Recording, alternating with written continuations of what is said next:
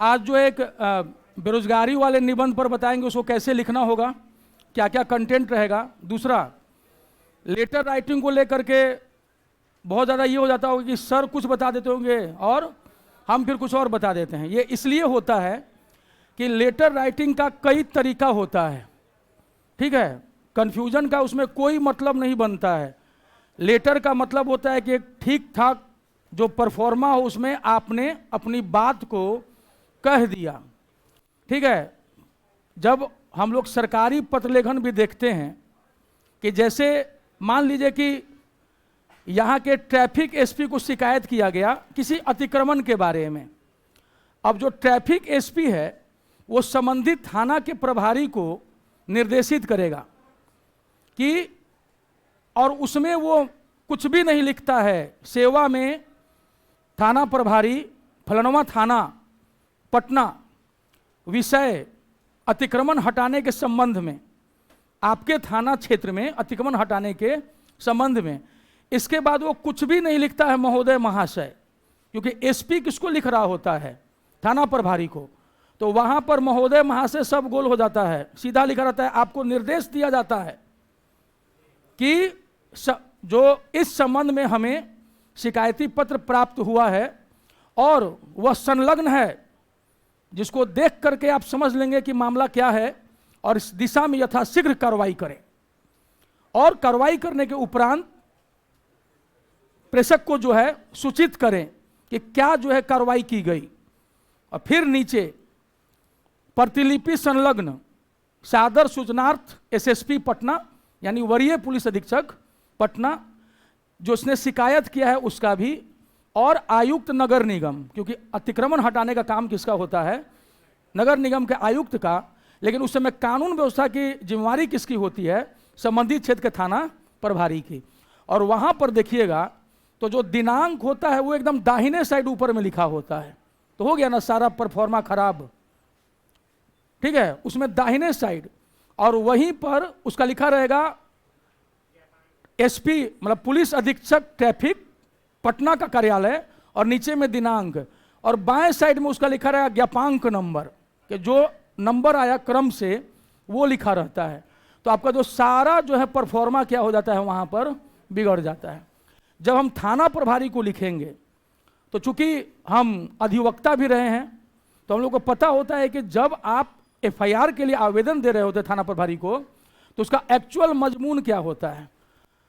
चूंकि कई बार होता क्या है कि समय की कमी होती है एग्जामिनेशन में, तो जितना आप सोचे होते हैं उतना आप लिख नहीं पाते हैं। हड़बड़ हड़बड़ में होता है कि भागते भूत की लंगोट भली, कि जो लिख जाए खत्म करो यार, इतने समय में इतना चीज लिखना है, ठीक है। इसीलिए कई बार लोग बहुत सारी चीज नहीं डाल पाते हैं, लेकिन उसी में जो डाल देता है सब कुछ, उसको आपसे ज्यादा मार्क्स मिलेगा ही मिलेगा, ठीक है।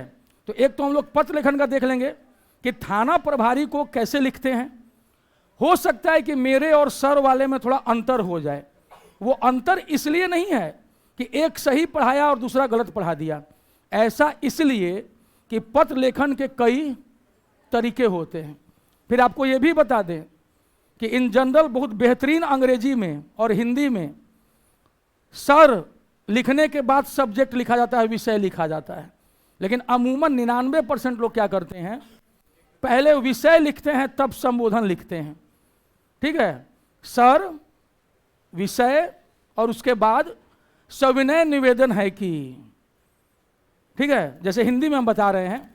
और उसके बाद दूसरे वाले पैराग्राफ में अतः सविनय निवेदन है कि मैं फलनवा पुत्र चिलनवा ग्राम यहाँ का निवासी हूँ, मैं पेशे से किराना दुकान चलाता हूँ, या मैं पेशे से शिक्षक हूँ। बस इतनी जानकारी। ऐसे ऐसे ऐसे कोई भी घटना हुई उसकी जानकारी अपने, जब आप लेटर लिख रहे होते थाना प्रभारी को, तो उसमें स्पष्ट कीजिए कि घटना क्या है, ताकि वो देख करके आप पर जो है उस पर पत्र पर कार्रवाई करते हुए उसका और इन्वेस्टिगेशन में मिलान करेगा उसका आईओ, कि जो आपने जानकारी दी है वो सही है अथवा गलत।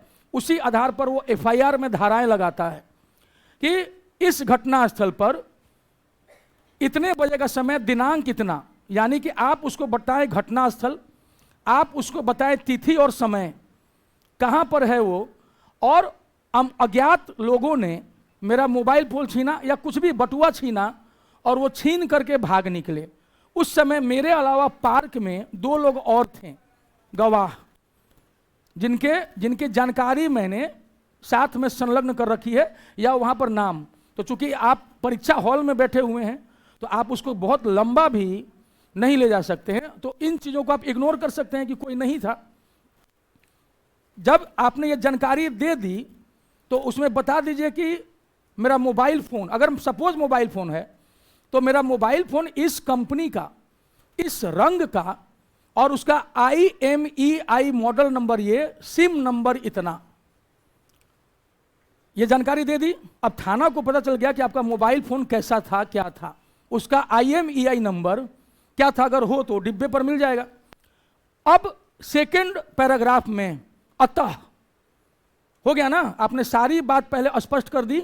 अतः विनम्र निवेदन है कि, या लिख सकते हैं अतः श्रीमान से विनम्र निवेदन है कि, ऊपर में क्या लिखा था, सविनय निवेदन है कि, नीचे में अतः श्रीमान से विनम्र निवेदन है कि इस दिशा में यथाशीघ्र कार्रवाई करने का प्रयास करें, आदेश मत दीजिएगा, करने का प्रयास करें, और जल्द से जल्द इसका निवारण करने, मतलब या जल्द से जल्द इसका निवारण करने की कोशिश करें। ठीक है, इसके लिए मैं आपका कृतज्ञ रहूंगा, आभारी रहूंगा, ऋणी रहूंगा। आपको जैसे मन है आप वहां पर लिख सकते हैं, इससे कोई मतलब नहीं होता है। कृतज्ञ रहूंगा, आप कृतज्ञ लिखने के चक्कर में कृतज्ञ मत लिख दीजिएगा। ठीक है, तो आभारी रहूंगा, मैं सदा सदा काहे आभारी रहूंगा भाई, कुछ समय के लिए आभारी रहूंगा, तो मैं इसके लिए आपका आभारी रहूंगा, मैं इसके लिए आपका ऋणी रहूंगा। और नीचे में उसके बाद जैसे इंग्लिश में कहते हैं थैंकिंग यू, या लिख सकते हैं thanks and regards, thanks and regards, या हिंदी में सधन्यवाद एवं सादर। हाँ, कुछ पूछ रहे हैं कि बता रहे हैं? अच्छा, हमको लगा कि कुछ पूछ रहे हैं। तो सधन्यवाद एवं सादर। ठीक है, अगर थाना प्रभारी है तो नीचे में आपने लिखा आपका विश्वासी, योर्स फेथफुल्ली। आपका विश्वासी क्यों लिखेंगे थाना प्रभारी को? कि आप विश्वास कीजिए कि ऊपर में मेरे द्वारा दी गई जानकारी जो है वो सत्य है, इसलिए लिखते हैं आपका विश्वासी। और उसके नीचे अपना फिर पता दिया, वहां पे लिखा था कि सविनय निवेदन है कि मैं फलनवा कुमार पुत्र श्री चिलनवा कुमार, ग्राम यहाँ का निवासी हूँ, या जहाँ पटना में आपका XYZ करके, ये नहीं कि आप अपने गांव का पता दे दीजिए, और नाम में भी क ख ग य र ल व ऐसे करके। और जब नीचे आए तो अब अपना पूरा पता दीजिए। ऊपर में आप हल्का सा अपना रेफरेंस दे दीजिए कि हम क्या करते हैं क्या नहीं, नीचे में अपना पूरा पता दीजिए। अब नए प्रकार के पत्र लेखन में आप वहाँ पर अपना मोबाइल नंबर XXXX, आधार नंबर YYYY या क ख ग जो भी आपको लिखना है लिखा, ताकि उससे वो आपका पता लगा लेंगे एग्जैक्ट कि आप क्या हैं। और उसके नीचे आप दिनांक लिखते हैं। अगर आप अंग्रेजी में लिखते हैं और आपको मन है कि हम बहुत अच्छा लिखें, तो आज तारीख क्या है? 20 मई है ना, dated the 20th of May, ठीक, 2023। ये सबसे बेहतरीन अंग्रेजी मानी जाती है। जब आप इंग्लिश में ऐसे लिख रहे हैं तो ऐसे नहीं होता है कि डेट डाल दिए फिर ऐसे लिख दिए और उसके बाद 20/05/2023, याद रखना सिंगल डिजिट नहीं। अगर आपको ऐसे लिखना है तो भी आप यहां पर क्या लिखेंगे? 05। मई का महीना 5वां महीना है तो ये डबल डिजिट में गया, ये डबल डिजिट में, ये फिर इतना गया इससे। और अगर आपको मार्क्स फेच करना है और आपने अगर इस स्टाइल में लिख दिया dated the 20th of May, क्योंकि डेटेड हो चुका है इसलिए यहाँ 20th डे नहीं डालेंगे, तो dated the 20th of May 2023 नीचे आपका पेपर चेक करने वाले का दिमाग जो है झंझनाएगा कि नहीं, इसको मार्क्स देना चाहिए। ठीक है, याद रखना। तो आप पर डिपेंड करता है कि आप ऐसे लिखते हैं और आप पर डिपेंड करता है कि आप ऐसे लिखते हैं। जिसको लगता है कि हम बहुत हेडेक दे देते हैं, आपके लिए ऐसे है, और जिसको लगता है कि नहीं यार हम संभाल ले जाएंगे, उसके लिए ऐसे है। ठीक है, बाद में जब परिणाम आएगा तो मिलने जरूर आना, ठीक। हाँ, नीचे लिखेंगे, जब थाना प्रभारी को जब लिखेंगे तो आप लास्ट में लिख सकते हैं, ठीक है। और जैसे एक सिंपल है कि सर सबसे ऊपर देते हैं भेजने वाले का पता, आता है ना एक समस्या कि कहां पर किया जाए। जैसे मान लो एकदम सिंपल, आप किसी मोहल्ले में रहते हैं और वहां पर कचरे के कारण बदबू हो रही है 3-4 दिनों से, निकलना रहना मुश्किल हो गया है। निकलना तो आसान हो जाता है कि भागो यहां से, रहना मुश्किल हो गया है। ऐसी स्थिति में आपको नगर निगम के आयुक्त को क्या लिखना है, या जो महापौर हैं जिसको आपको इच्छा हो लिखिए, चाहे वो महापौर हो, जनप्रतिनिधि, या वो आयुक्त हो, सरकार की तरफ से नियुक्त अधिकारी। आप किसी एक को लिखिए लेटर। उसमें आप क्या करेंगे, जब हम लोग शिकायती पत्र लिखेंगे या किसी इलाके में आप आते हैं और रोज जाम की समस्या लगती है रोज, तो यातायात पुलिस अधीक्षक यातायात पटना, आपके चूंकि एग्जामिनेशन में जब आप जाएंगे तो पेपर में लिखा रहेगा अमुक व्यक्ति को पत्र लिखें। अमूमन एसपी शब्द ऐसे यूज नहीं किया जाता है, सुपरिटेंडेंट ऑफ पुलिस या पुलिस अधीक्षक।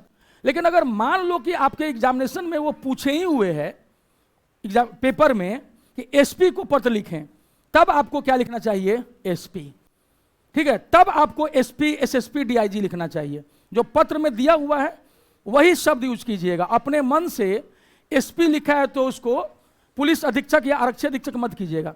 जो नाम वहां लिखा है ना, पदनाम, आपको वही यूज करना है। कभी भी अपना कोई भी उसमें हिंट नहीं देना है, कोई भी नाम नहीं होना चाहिए, क ख ग य र ल व, ठीक है, ABCD XYZ, इसी का यूज करना है। एग्जामिनेशन हॉल लिख सकते हैं क्योंकि वो आप सब लोग हैं, सबको पता है एग्जामिनेशन हॉल में है। तो जब आप इस तरह के शिकायती पत्र लिखते हैं किसी अधिकारी को, जनप्रतिनिधि को, कि सर मतलब श्रीमान यातायात अधीक्षक जाम लग रहा है, इसको हटाने की कृपा करें, तो वैसी स्थिति में आपको अपना प्रेषक के रूप में नाम लिखा जाता है। अब समझ में आ रहा है कि अगर आएगा कि आपके मोहल्ले में कचरे का ढेर लग गया है, उसका निस्तारण करवाना है, या जाम से की समस्या से आप परेशान हैं, उसको हटवाना है, या कुछ लोग रोज जुआ खेल रहे हैं, दारू पी रहे हैं आपके मोहल्ले में, तो आपको कार्रवाई करवानी है, वैसी स्थिति में आप क्या लिखेंगे, सबसे ऊपर प्रेषक का नाम। अब समझ में आया? इस तरह के लेटर में आप ये करेंगे, ठीक है। जैसे कि हाँ, सबसे ऊपर में प्रेषक का मतलब होता है पत्र भेजने वाला, ठीक है। तो आप अपना जो है प्रेषक का नाम लिखा XYZ, क ख ग, अगर हिंदी में लिख रहे हैं तो अ ब स, क ख ग य र ल, नाम, पता, प्रेषक का पता, अपना पता लिखिए यहां पर ऊपर में, पूरा फ्लैट नंबर, मोहल्ला, पता में ये भी य र ल, हेडेक ही नहीं है, पता, नाम, क ख ग। अगर वो लिखे हुए हैं पत्र में कि आप रमेश हैं और आप अपनी शिकायत लिखिए, तब लिखिए नाम रमेश, अन्यथा नहीं लिखना है। पता, उसके बाद यहां पर लिखो दिनांक। क्या आप छोड़ सकते हैं यहां पर, न भी छोड़े कोई दिक्कत नहीं है। हम बता रहे हैं कि कई तरह के ये होते हैं, ठीक है। आप यहां पर चाहें तो हल्का से गैप छोड़ दें, ठीक है, न भी छोड़े चलेगा, क्योंकि आप किसी कोई अधिकारी नहीं है, याद रखिएगा। आप एक आम नागरिक के रूप में अपनी समस्या का निस्तारण अपने जनप्रतिनिधि या किसी सरकारी अधिकारी से चाहते हैं, तो हाँ लिख सकते हैं, डायरेक्ट दिनांक लिख सकते हैं यहां पर, ठीक है। उसके ये हो गया इतना चीज। अब यहां पर स्पेस, सेवा में, ठीक है, कॉमा दे दिया यहां पर, कोई दिक्कत नहीं है, सेवा में, ठीक है। यहां पर देखिए गैप गया, और ये सब एक लाइन में, ज्यादा अच्छा लगता है। कई बार प्रेस ये होने के बाद सेवा में लिखा और यहां से लोग शुरू करते हैं। आज भी, अभी भी आप बिहार सरकार में देखिएगा कि सेवा में लिखने के बाद यहां से सब शुरू कर देते हैं। लेकिन ज्यादा, लेकिन आप यहां से भी इसको शुरू कर सकते हैं। याद रखिएगा, इसमें डरने की कोई जरूरत नहीं है। मेरा यूपीएससी में आजमाया हुआ फंडा है, ये पटना हाई कोर्ट है। ठीक, तो अंतर समझना कि आप चाहें तो इस लाइन को यहां से फॉलो करें, आप चाहें तो इस लाइन को पकड़े रहें। इसके पीछे कारण सिर्फ इतना होता है कि आपका पत्र सुंदर दिखता है, क्रम से ऐसे जा रहा होता है। ठीक है, इसलिए डरिएगा नहीं कि सर ने क्या बताया है और अब ये क्या बता रहे हैं। कहने का मतलब कि कंफ्यूजन वाली स्थिति नहीं है, आप अपने हिसाब से जो आपको सुंदर लगता है उसको पकड़ लेना है। ठीक है, इसको याद रखिएगा, ये हम बोल रहे हैं भरोसे के साथ। ठीक, और जब बोल रहे हैं तो उसको मानिएगा और टेंशन एकदम नहीं। प्रेषक का नाम, पता, दिनांक, चाहे तो हल्का गैप दे दो, नहीं भी दोगे चलेगा, यहां पे गैप देना। इतना हो गया, यहां पर हल्का गैप दे दिया। सेवा में जिस अधिकारी को या जिस भी आप जनप्रतिनिधि को लिख रहे हैं उसका पद नाम, उसका नाम क्या है इससे आपको कोई मतलब होना नहीं चाहिए। पद नाम, उनका पता, जहां पे भी उनका ऑफिस है वो आपने क्या किया, जो भी है, अगर क ख ग य र ल कर दिए हैं तो यहां पर अवश्य कर दीजिए। चेंज करते रहना, कुछ भी हिंदी में, इंग्लिश में अगर लिख रहे हैं ABC XYZ, ठीक है, DST, कुछ भी कर दिया, मतलब जो उससे पता नहीं चला कि हम क्या ये कर रहे हैं। सेवा में पढ़ना, ये गया ऐसे यहां पर। अब फिर लेटर राइटिंग में दो तरीके हैं। आप यहां पर विषय लिख करके लिख सकते हैं या आप पहले संबोधन दे सकते हैं गैप के बाद। दोनों चीज भूलिएगा नहीं, दोनों ही सही है, चाहे वो सर पढ़ा रहे हों या फिर हम पढ़ा रहे हों। क्योंकि हमको लगा था कि जब दो लोग आपस में अलग अलग पढ़ा रहे हैं एक ही चीज को दो भाषाओं में, तो इस चीज की पूरी संभावना हो जाती है कि आम छात्र जो है वो भ्रमित हो जाता है कि यार ये तो इससे तो गड़बड़ हो जाएगा, किसकी बात माने। वो कहते हैं संक्षेपण में मत लिखो, आई कहता है लिख दो नंबर, कितना संख्या है वर्ड का, नहीं लिखिएगा चलेगा, वो गिनेगा। आप अगर लिखेंगे तो भी वो गिनेगा। ठीक है, संक्षेपण में भी कहा जाता है कि आप पर है कि आप नीचे संख्या लिख देते हैं अथवा नहीं लिखते हैं। समय कम है मत लिखो, भागो। और अगर समय है तो वहां पर ब्रैकेट में सबसे नीचे क्या किया जाता है कि पाई, ये सब बाकी चिन्ह हटा करके जो केवल शब्द रहता है उसमें में, का, की सब आएगा, उसको वहां पर आप डाल सकते हैं। नहीं भी डालेंगे बहुत फर्क नहीं पड़ेगा। क्या काउंट क्या नहीं होगा? जैसे कि मान लीजिए कि आपने लाइन लिख दी, खींच दी है, वो काउंट नहीं होगा। जो शब्द आप लिखेंगे ना या वर्ण लिखेंगे वो काउंट होगा। हाँ नहीं तो सिर्फ हाइफन के बीच वाला, हाइफन को निकाल दीजिए या जो इन्वर्टेड कॉमा है उसको हटा दीजिए, वो सब नहीं काउंट होता है। हाँ हाँ हाँ, उसमें एक हाँ हाँ हाँ हाँ, जैसे हाइफन हो गया ना ऊंच नीच, हाँ तो उसको सिंगल काउंट करना है, उसको डबल नहीं काउंट करना है, क्योंकि वो दो शब्दों का युग्म हो जाता है, इसलिए उसको काउंट कैसे करेंगे? सिंगल। माता पिता तो एक, अब समझ आ गया? हाँ उसको काउंट करेंगे, वही तो बोल रहे हैं, वो काउंट करेंगे। ठीक है, का, की, है, में काउंट। अब चलो वापस यहाँ जाते हैं, नहीं तो भटका होगा, वहाँ आ जाएंगे हम लोग। आज समय भी है मेरे पास, तो थोड़ा सा जितना हो पाएगा, चाहे वो इंग्लिश हो हिंदी हो, ठीक है, जो भी होगा। क्योंकि मेनली क्या है ना कि एग्जाम निकालना है, ये नहीं देखना है। हमको चाहिए कि किसी तरह आपका फायदा हो जाए, ताकि कम से कम सिलेक्शन हो, ना भी होने की सूरत में कम से कम आप कई सारी चीजें सीख जाएं, क्योंकि इसके बाद तुरंत सिविल कोर्ट होना है, याद रखना।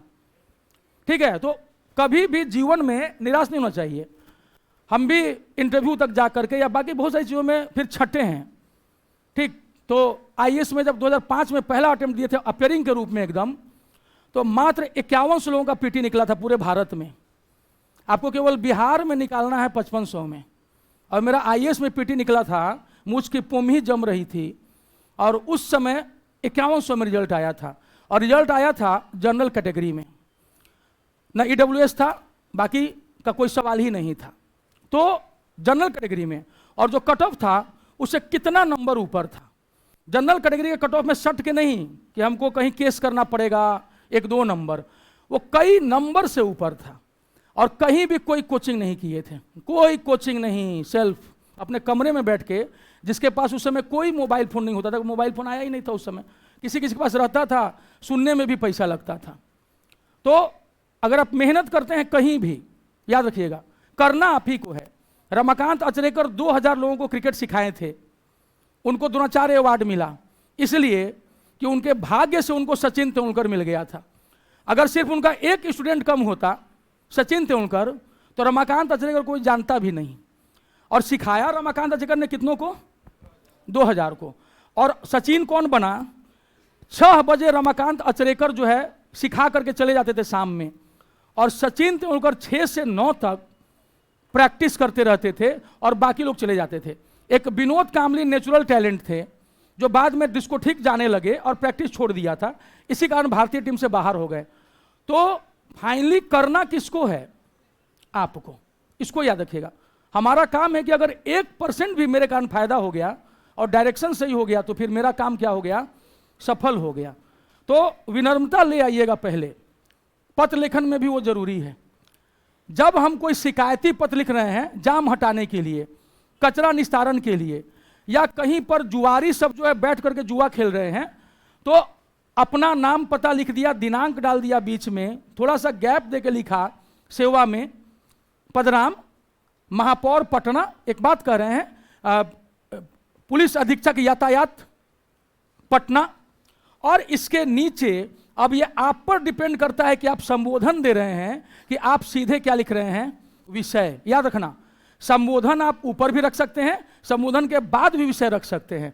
आप चाहें तो आप विषय को ऊपर रख सकते हैं, क्योंकि 99% लोग क्या करते हैं? विषय को क्या रख देते हैं? ऊपर। यहां पर फिर एक गैप दीजिए, और उसके बाद इसीलिए हम लोग साधारण वाला ही लेके चलेंगे विषय। विषय में सपोज हम लोग ले लेते हैं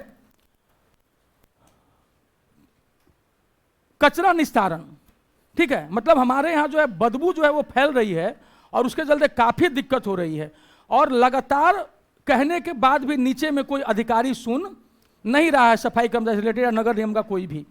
तो विषय, इसमें विषय डाल दिया जो आपका दिया हुआ एग्जाम में। हम एक उदाहरण दे रहे हैं, कचरा निस्तारण के संबंध में। अब ये नहीं कि आवेदन पत्र ये वो, ठीक है?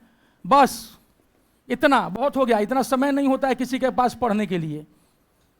कचरा निस्तारण के संबंध में आवेदन पत्र, ये पत्र वो पत्र नहीं, कचरा निस्तारण के संबंध में एकदम सीधे। जैसे बहुत जगह लोग लिखते हैं application for this, regarding this, ठीक है? एकदम रिगार्डिंग लिखा चला। हाँ, यहां पर इन्वर्टेड कॉमा पूर्ण विराम दे करके आप इन्वर्टेड कॉमा में दे सकते हैं। आप कचरा निशान के संबंध में पूर्ण विराम दिया और इसके बाद यहां पर अंडर इन्वर्टेड कॉमा कर दिया इसको, ठीक है? ये विषय। अब हम लोग दूसरे तरफ चले जाते हैं यहां। हाँ,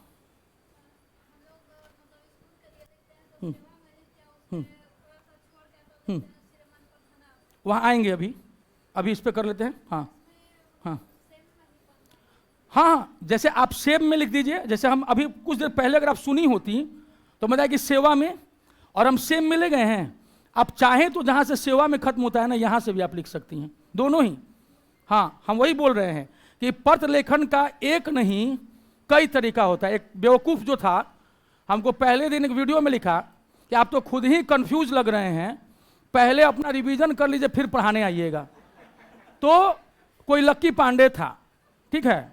तो पांडे जी को हमने बताया, मैं बताया कि कुछ बोला नहीं ज़्यादा उसको।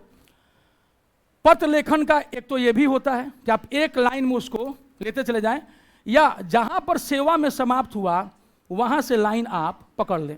अगर आप में से कुछ लोगों ने ध्यान दिया होगा तो हम यह बात शुरू में ही बोले थे कि आप चाहें तो इस लाइन को पकड़े रहें, चाहे आप यहां पर, बिहार सरकार में अभी भी होता है कि सेवा में लिखा और यहां से अपना पदनाम, फिर विषय वापस आए और फिर उसके बाद जहां से नहीं शुरू किए सेवा वाले में, वहां से फिर अपनी बात लिख सकते हैं। वो भी हम करके अभी दिखा देते हैं, ठीक है?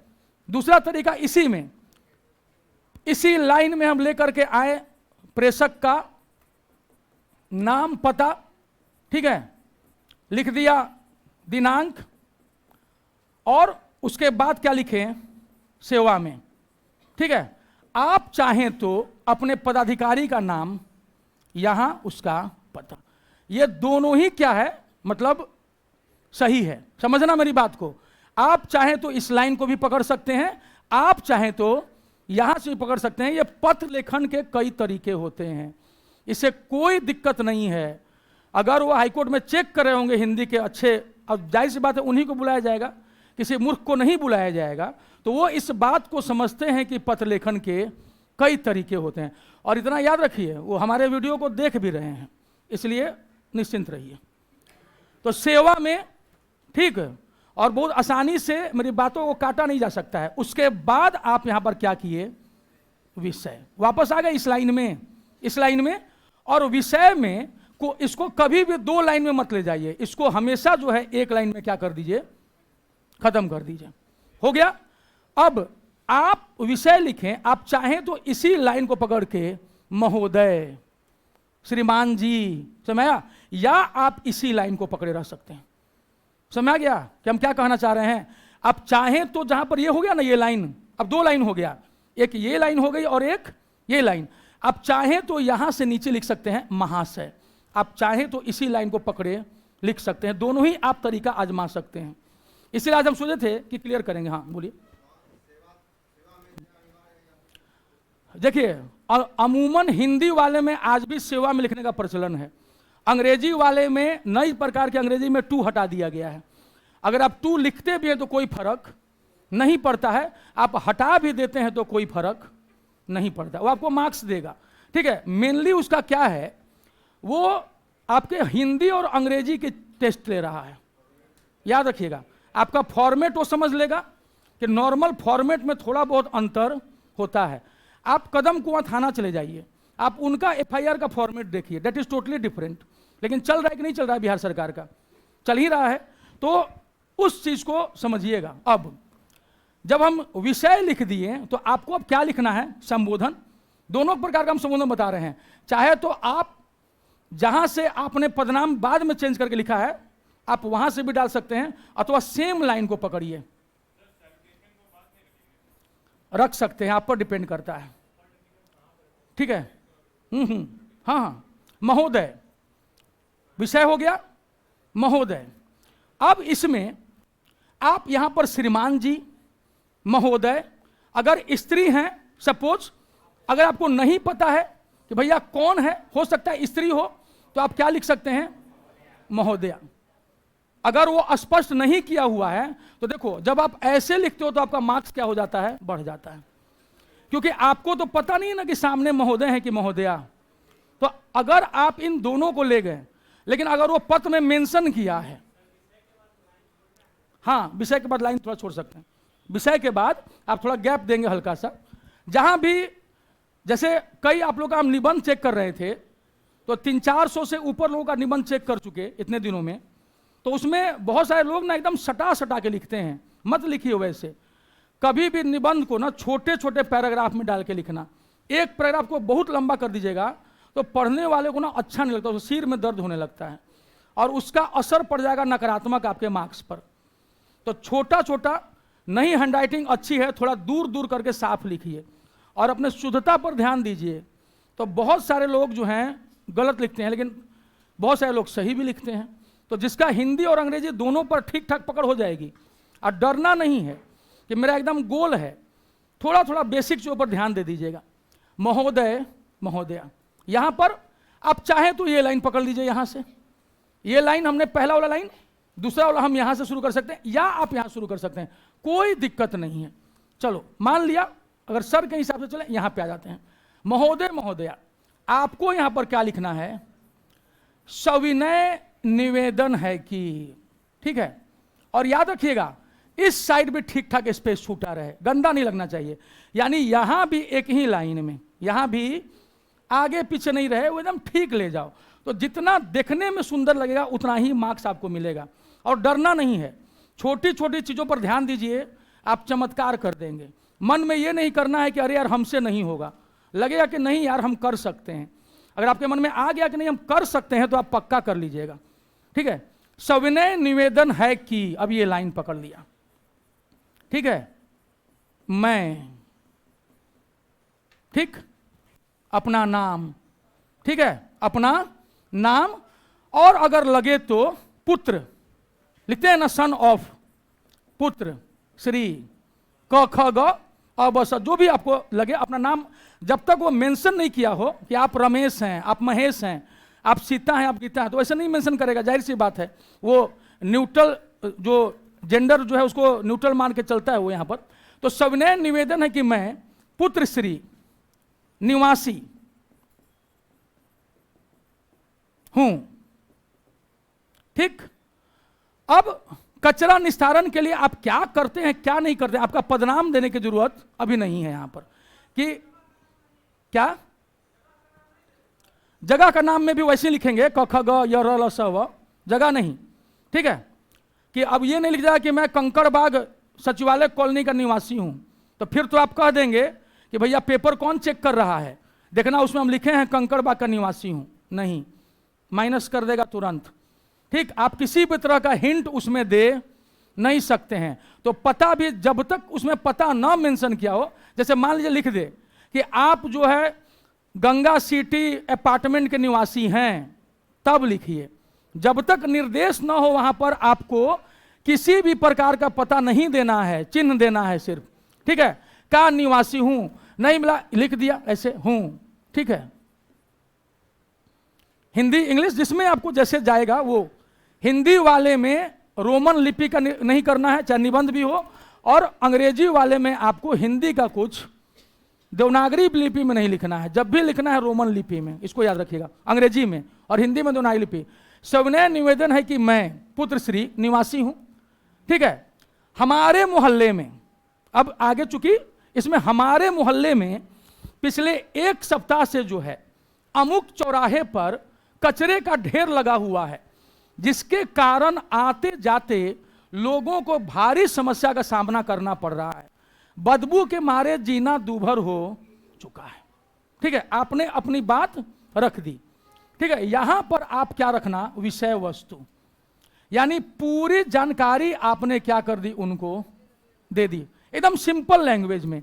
हमारे मोहल्ले में पिछले एक सप्ताह से कचरे का ढेर जो है अमुक चौराहे पर लगा हुआ है, जिससे आने जाने वाले लोगों को और आसपास के घरों में लोगों का रहना मुहाल हो गया है, जीना दूभर हो गया है। ठीक है, दूभर, जीना दूभर हो गया है। अब हो गया, इस संबंध में संबंधित पदाधिकारियों को शिकायत करने के बावजूद अब तक कोई कार्रवाई, कार एक्शन, कार र के ऊपर में रेफ, कार्रवाई नहीं हुई है। हो गया, अब लिखिएगा, यहां फिर इस लाइन को पकड़ना है, अतः। अतः आपने अपनी बात रख दी। ठीक है, यानी आप अपने पहले पैराग्राफ में क्या ले गए, आपने पूरा मजमून अपना विषय वस्तु रख दिया कि भैया हमारी समस्या ये है, समस्या बता दिए एकदम शॉर्ट में, मत लंबा खींचो। ठीक है, इसमें आप ये मत कहिए अरे मेरा बच्चा सुबह सुबह रोने लगता है, बहुत दिक्कत हो जाती है। ठीक है, ये सब अब उसमें नहीं डालना है, क्योंकि यहां पर मेरा कुत्ता खो गया है, मेरा बाबू 3 दिन से रो रहा है, अब वो बाबू पता नहीं 4 दिन से क्या कर रहा होगा, कहां होगा, कैसे होगा, सर मेरा जीना मुश्किल हो गया। अब अधिकारी पढ़ेगा, साला पूरे कुत्ते ही कारे। तो समझ रहा है, ये सिर्फ ठीक है, बहुत लोगों का डॉगी होता है और बहुत लोगों को उससे बहुत प्यार होता है, और चूंकि कुत्ता वफादार होता है तो कई कुत्ते वफादार नहीं भी होते हैं। ठीक है, काट लेते हैं। ठीक है, वापस आते हैं, अतः। अतः देखो लाइन, अतः विनम्र निवेदन है कि, विनम्र निवेदन याद रखिएगा। आप ये भी लिख सकते हैं, अतः श्रीमान से विनम्र निवेदन है, डिपेंड आप पर करता है। हाँ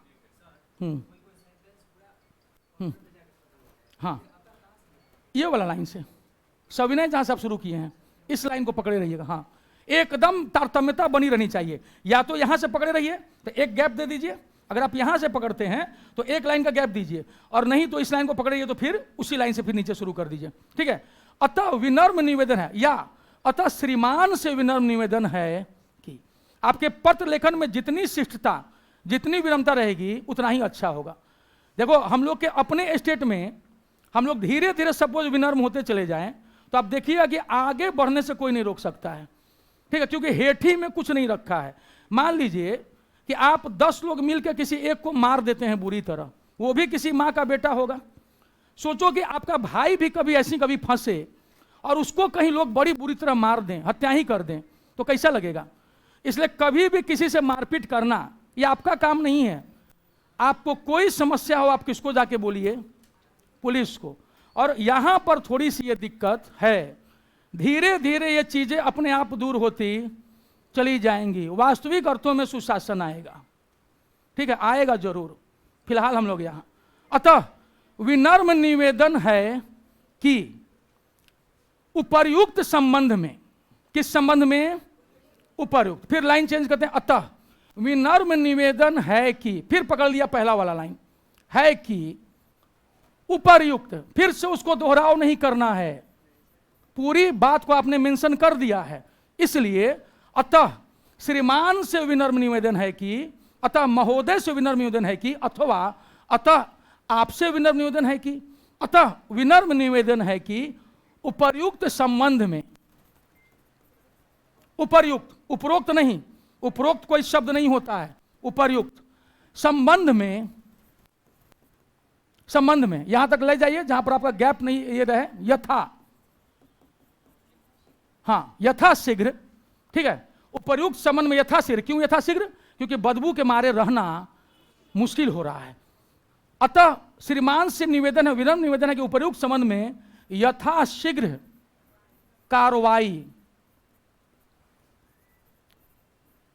करने की कृपा की जाए। कृपा करो प्रभु, की कृपा की जाए। कहीं देखो दोनों जगह की है,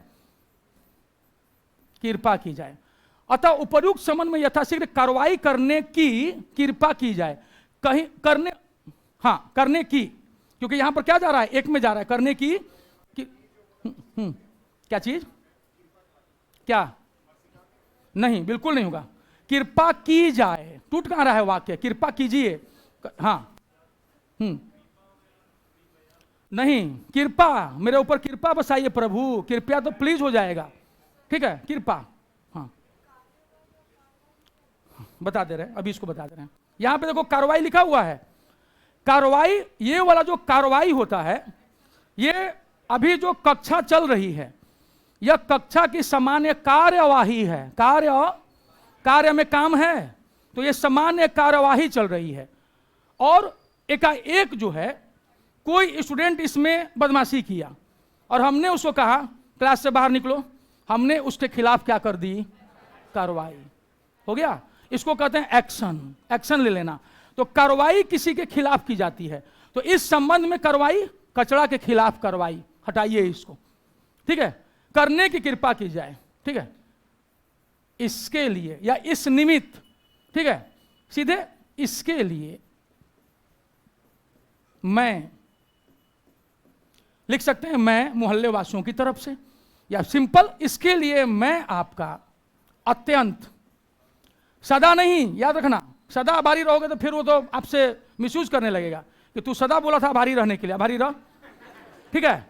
तो इसके लिए मैं, ठीक है, मैं आपका या मैं अत्यंत, मतलब सपोज आपका समय कम है और आपको लग रहा है कि सब कुछ पकड़ना है, तो आप कुछ कुछ हटा दे, या इसके लिए मैं आपका, ठीक है, या तो आप ऐसे कर दें, यहां पर इसको हटाएं, इसके लिए मैं आपका, हां सदा नहीं, मैं आपका अत्यंत आभारी रहूंगा। नहीं, सदा के लिए, काहे के लिए भैया, तुम्हारा काम है, कर का रहे हो, आभारी रहूंगा। एक तो तुमने अपने ड्यूटी को नहीं निभाया, ठीक है, और ऊपर से सदा आभारी रहूंगा, ठीक है, मैं आपका अत्यंत आभारी रहूंगा। इस बदबू से निजात दे रही प्रभु, ठीक है, कृपा कीजिए। इसके लिए मैं आपका अत्यंत आभारी रहूंगा। फिर अब यहां पर फिर से एक दिया, सधन्यवाद। हाँ, हल्का सा, आप हल्का सा यहां पर क्या कीजिए, आप या तो सिंपल ऐसे लिखिए या यहां पर मार दीजिए एक्सप्रेशन, एकदम दे दीजिए, कोई दिक्कत नहीं है। आप सिंपल एक लाइन दे सकते हैं, पाइप मार सकते हैं वहां पर, या आप ऐसे एक्सक्लेमेटरी जो ये होता है चिन्ह आप दे सकते हैं, कोई दिक्कत नहीं है। सधन्यवाद, या लिख सकते हैं सधन्यवाद एवं सादर, सधन्यवाद एवं सादर, और खुश हो जाएगा। हाँ हाँ एकदम दे सकते हैं, कोई दिक्कत नहीं। हम बोल तो रहे हैं कि पत्र लेखन बहुत आसान है, इसको नियम उतना मत बांधिए जितना परेशान है, ये सारी चीजें बहुत आसान हैं, ठीक है। तो सादर, हाँ सादर, हाँ thanking you and regards, thanks and regards लिखते हैं ना आप, या आप सादर लिख सकते हैं, सधन्यवाद मत लिखो, लिख दो सादर, डिपेंड करेगा। अगर आप लिखते हैं या आप लिख दीजिए सादर एवं सधन्यवाद, दोनों चलेगा। Regards and thanks, thanks and regards, thanking you, ठीक है। ये पत्र लेखन के कई तरीके होते हैं, इसमें आपको बंद करके नहीं रहना, डरना नहीं है, ठीक है। तो पहले फॉर्मेट में हमने क्या किया, पहला जो पैराग्राफ था घटना की जानकारी दे दी, बताएं कि मैं ये हूं, बताइए, कम में बताइए मैं फलाना ये, चाहे तो उसमें अगर एफआईआर जैसा होता है तो उम्र लिख दीजिए, उम्र इतना, ताकि थाना प्रभारी को पता चले कि एप्लीकेशन देने वाला नाबालिग है, बालिग है, क्या है, ठीक है। ये सब कुछ आपको क्या करेगा, मार्क्स फेच करेगा ज़्यादा से ज़्यादा, ठीक है। तो अब दिक्कत क्या है कि हम लोग जब बता रहे होते हैं तो मेरे साथ समस्या क्या है कि यूपीएससी छोड़ के बाकी जीवन में कभी कोई फॉर्म भरे नहीं, ठीक है। अब पीसीएस पिताजी के दबाव में हुआ नहीं फाइनली, तो अब एक टैग लगा हुआ है कि हुआ नहीं, पता नहीं चला क्या बताता हुआ क्या नहीं। तो आपका होना नहीं होना भी बड़ा मायने रखता है इस क्षेत्र में, ठीक है। फिर बहुत लोग मेरे बारे में जानते नहीं हैं, अब यूट्यूब पर जाने लगा है तो बहुत लोगों का फ़ोन आने लगा है, तो ऐसे हो रहा है। अभी एक जगह के थाना प्रभारी महोदय ने फ़ोन किया, तो हम कहें कि कौन, तो कुमार प्रियांक सर, हम बोले हाँ, तो हम फलानवा यहाँ से थाना प्रभारी बोल रहे हैं। बोला कौन एफआईआर कर दिया, हम क्या बोलिए, तो बताएं करे मेरा बच्चा 12th हो गया है सर, सोच रहे हैं यूट्यूब पर देखना, आप ही के पास भेज दें। तो यूट्यूब का कुछ ना कुछ तो प्रभाव धीरे धीरे होता ही है।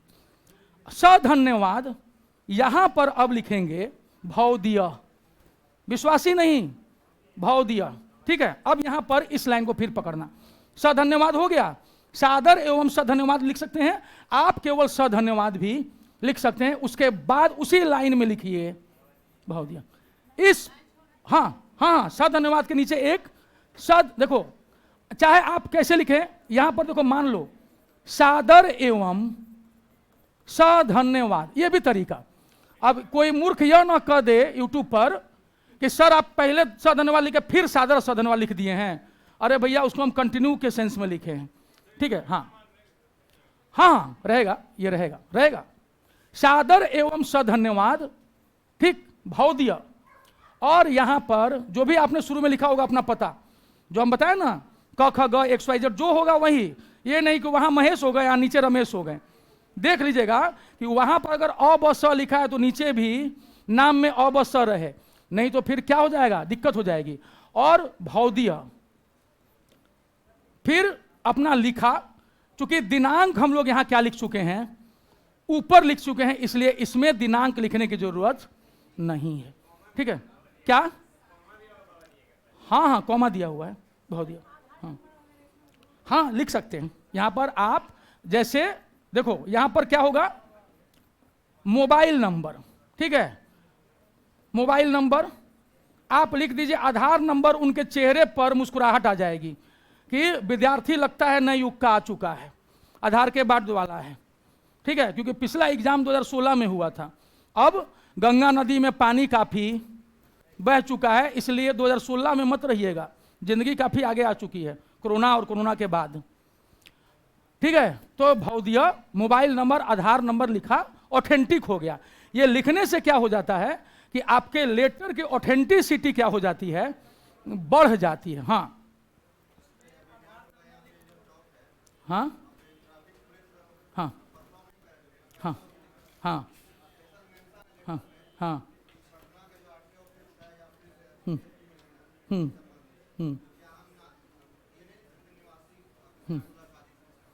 नहीं, मतलब जैसे आप वहां पे भी बचिए चिन्ह देने से, जब तक कि निर्देश नहीं दिया हुआ है बचिए, ठीक है। हाँ हाँ हाँ, तो फिर पटना वहां जितना मेंशन उतना तक लिखिए।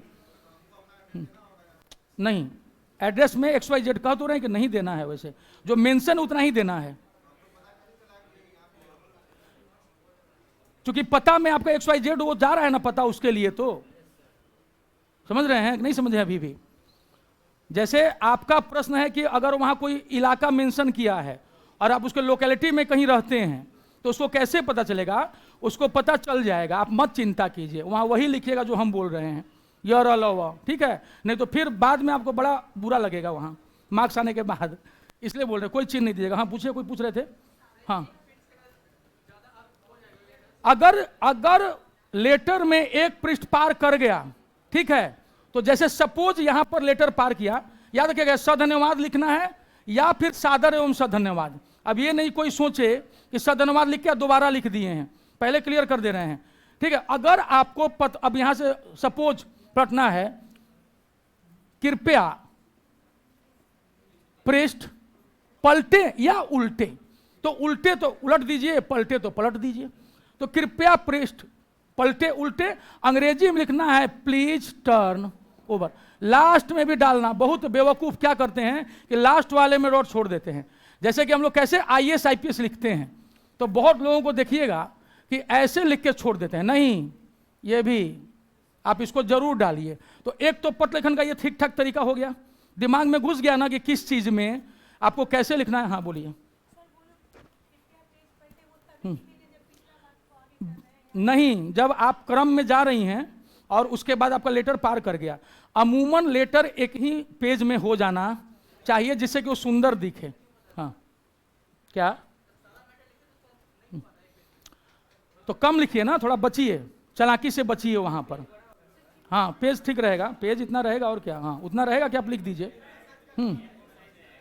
हाँ उतना रहेगा। हाँ बोलिए क्या?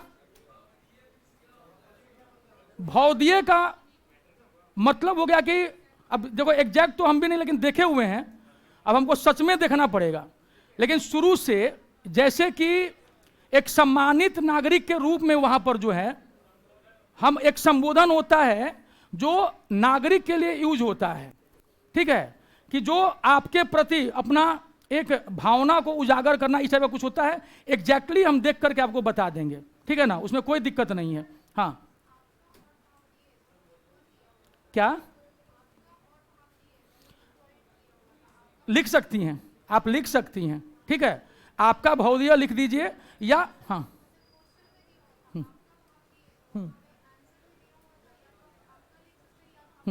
लिख सक, ठीक है। जैसे ये बता रही हैं यहां पर कि भौतिक का मतलब से नहीं होता है कि आपका होना, मतलब आपका ही, ठीक है, इस टाइप का। हाँ बोलिए। जैसे सेम लेटर को बता रहे हैं, सेम लेटर जो आपको लिखा गया और वो बिहार के DGP को भी भेजा गया है, तो प्रतिलिपि उसकी कॉपी जो है इनको उनको भी प्रेषित की गई है, प्रतिलिपि हो गया, ठीक। संलग्नक, जैसे आपने कहा, आपने दिया है कि हम अपना उम्र प्रमाण पत्र साथ में संलग्न कर रहे हैं, ठीक है। अनुलग्नक, अगर आपने कोई लेटर लिखा और अलग से उसमें कोई और चीज भी जोड़ना है तो वो अनुलग्नक हो जाता है उसी में, ठीक है, कि साथ में जो है हम एक्नॉलेजमेंट लगा दिए हैं अनुलग्नक के रूप में।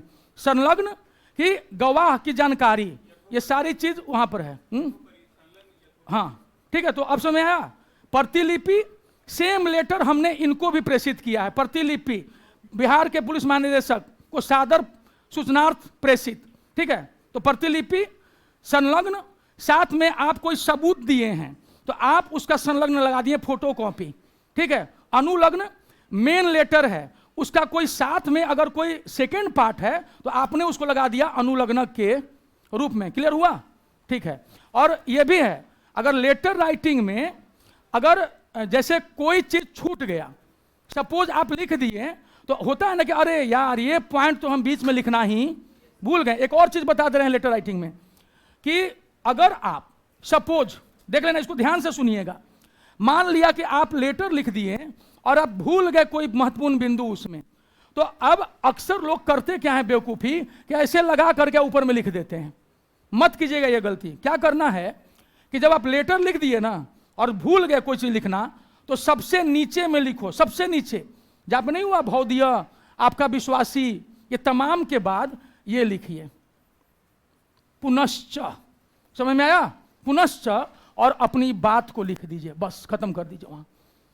पुनश्च जो पॉइंट आपका छूट गया है ना, आप वहां लिख दीजिए, कसम से आपको इसमें भी वो मार्क्स दे देगा। ये पता चलेगा पत्र जब आप लिखें और पूरे चीजों को आप नहीं लिख पाए। किसी को, जैसे आप कोई चीज लिखे ना कि सर कि मतलब श्रीमान जी यहां से कचरा निस्तारण का प्रबंध करें, और तब तक आपको लगा कि अरे यार आवारा कुत्तों की समस्या तुम लिखना ही भूल गए, समझ गया, तो वहां पर आप या आवारा गायें, ठीक है, तो पुनश्च श्रीमान वहां आवारा गायों की भी समस्या है, ठीक है, हाँ आवारा गायों की, हाँ आवारी नहीं लिखते हैं, आवारा ही लिखते हैं। हाँ, एकदम कहें तो कि जहां पर आपका विश्वासी XYZ आधार नंबर, मोबाइल नंबर, ये पत्र के एकदम अंत में, पत्र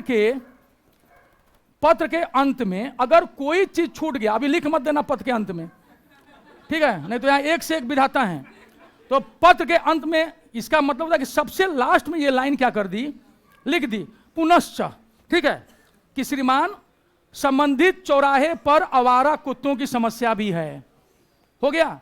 इससे श्रीमान जी समझ जाएं खाली कचड़े नहीं हटाना है, आवारा कुत्ते जो आते जाते लोगों को परेशान करते रहते हैं उनकी भी समस्या है, समझ तो गए ही होंगे। तो क्या, अरे भाई जब पहले याद आ गया तो फिर क्या इसको लिखेंगे। हाँ हाँ हाँ, जब याद आया तो वहां ऐसे करके नहीं लिखना है कि छोटा छोटा करके लिख दिया ऐसे ऐसे, नहीं, इससे आपका पत्र क्या हो जाएगा, गंदा हो जाएगा। आपको पुनश्च लिखना, ये हम तरीका इसीलिए हम बहुत ज्यादा नहीं बताते हैं, क्योंकि हेडेक हो जाता है, लगता है ना पता है जब हम यहाँ आए थे 2019 में दिल्ली से पढ़ाने के लिए, तो हमको बताया गया ना कि इनको उतना ही दीजिएगा ना जितना में ये खुश रहते हैं, ठीक है, लेकिन उतने खुश रहने में आपका सिलेक्शन नहीं होगा।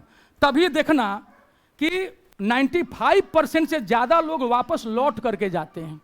कारण क्या है, यहां पर ज्यादातर लोग जो हैं खींचे और अब निकलो तुम यहां से, अब हमारा दूसरे पर फोकस है। बहुत कम लोग होते हैं जो ईमानदारी से डिलीवर करते हैं, ठीक है, और बहुत मेहनत पड़ती है किसी को नौकरी दिलवाने में। इसीलिए टीचर थक करके क्या हो जाता है कि भाड़ में जाओ, छोड़ो यार, इतना टेंशन कौन लेता है, और फिर वो आनंद प्राप्ति में लग जाता है, ठीक है। और इसीलिए हम ये चीज सिखा दिए आपको कि अगर रुक जाए, छूट जाए, तो आपको क्या कर देना है, पुनश्च। अगर सोचो कि अंग्रेजी में छूट जाए तो क्या करेंगे, पता है, नहीं पता है, ठीक है। तो आ जाते हैं रिमाइंडर, रिमार्क्स, ठीक है, रिमाइंडर, वहां पर हमने उसको आपको रिमाइंड करा दिया, समझ में आ गया, reminder.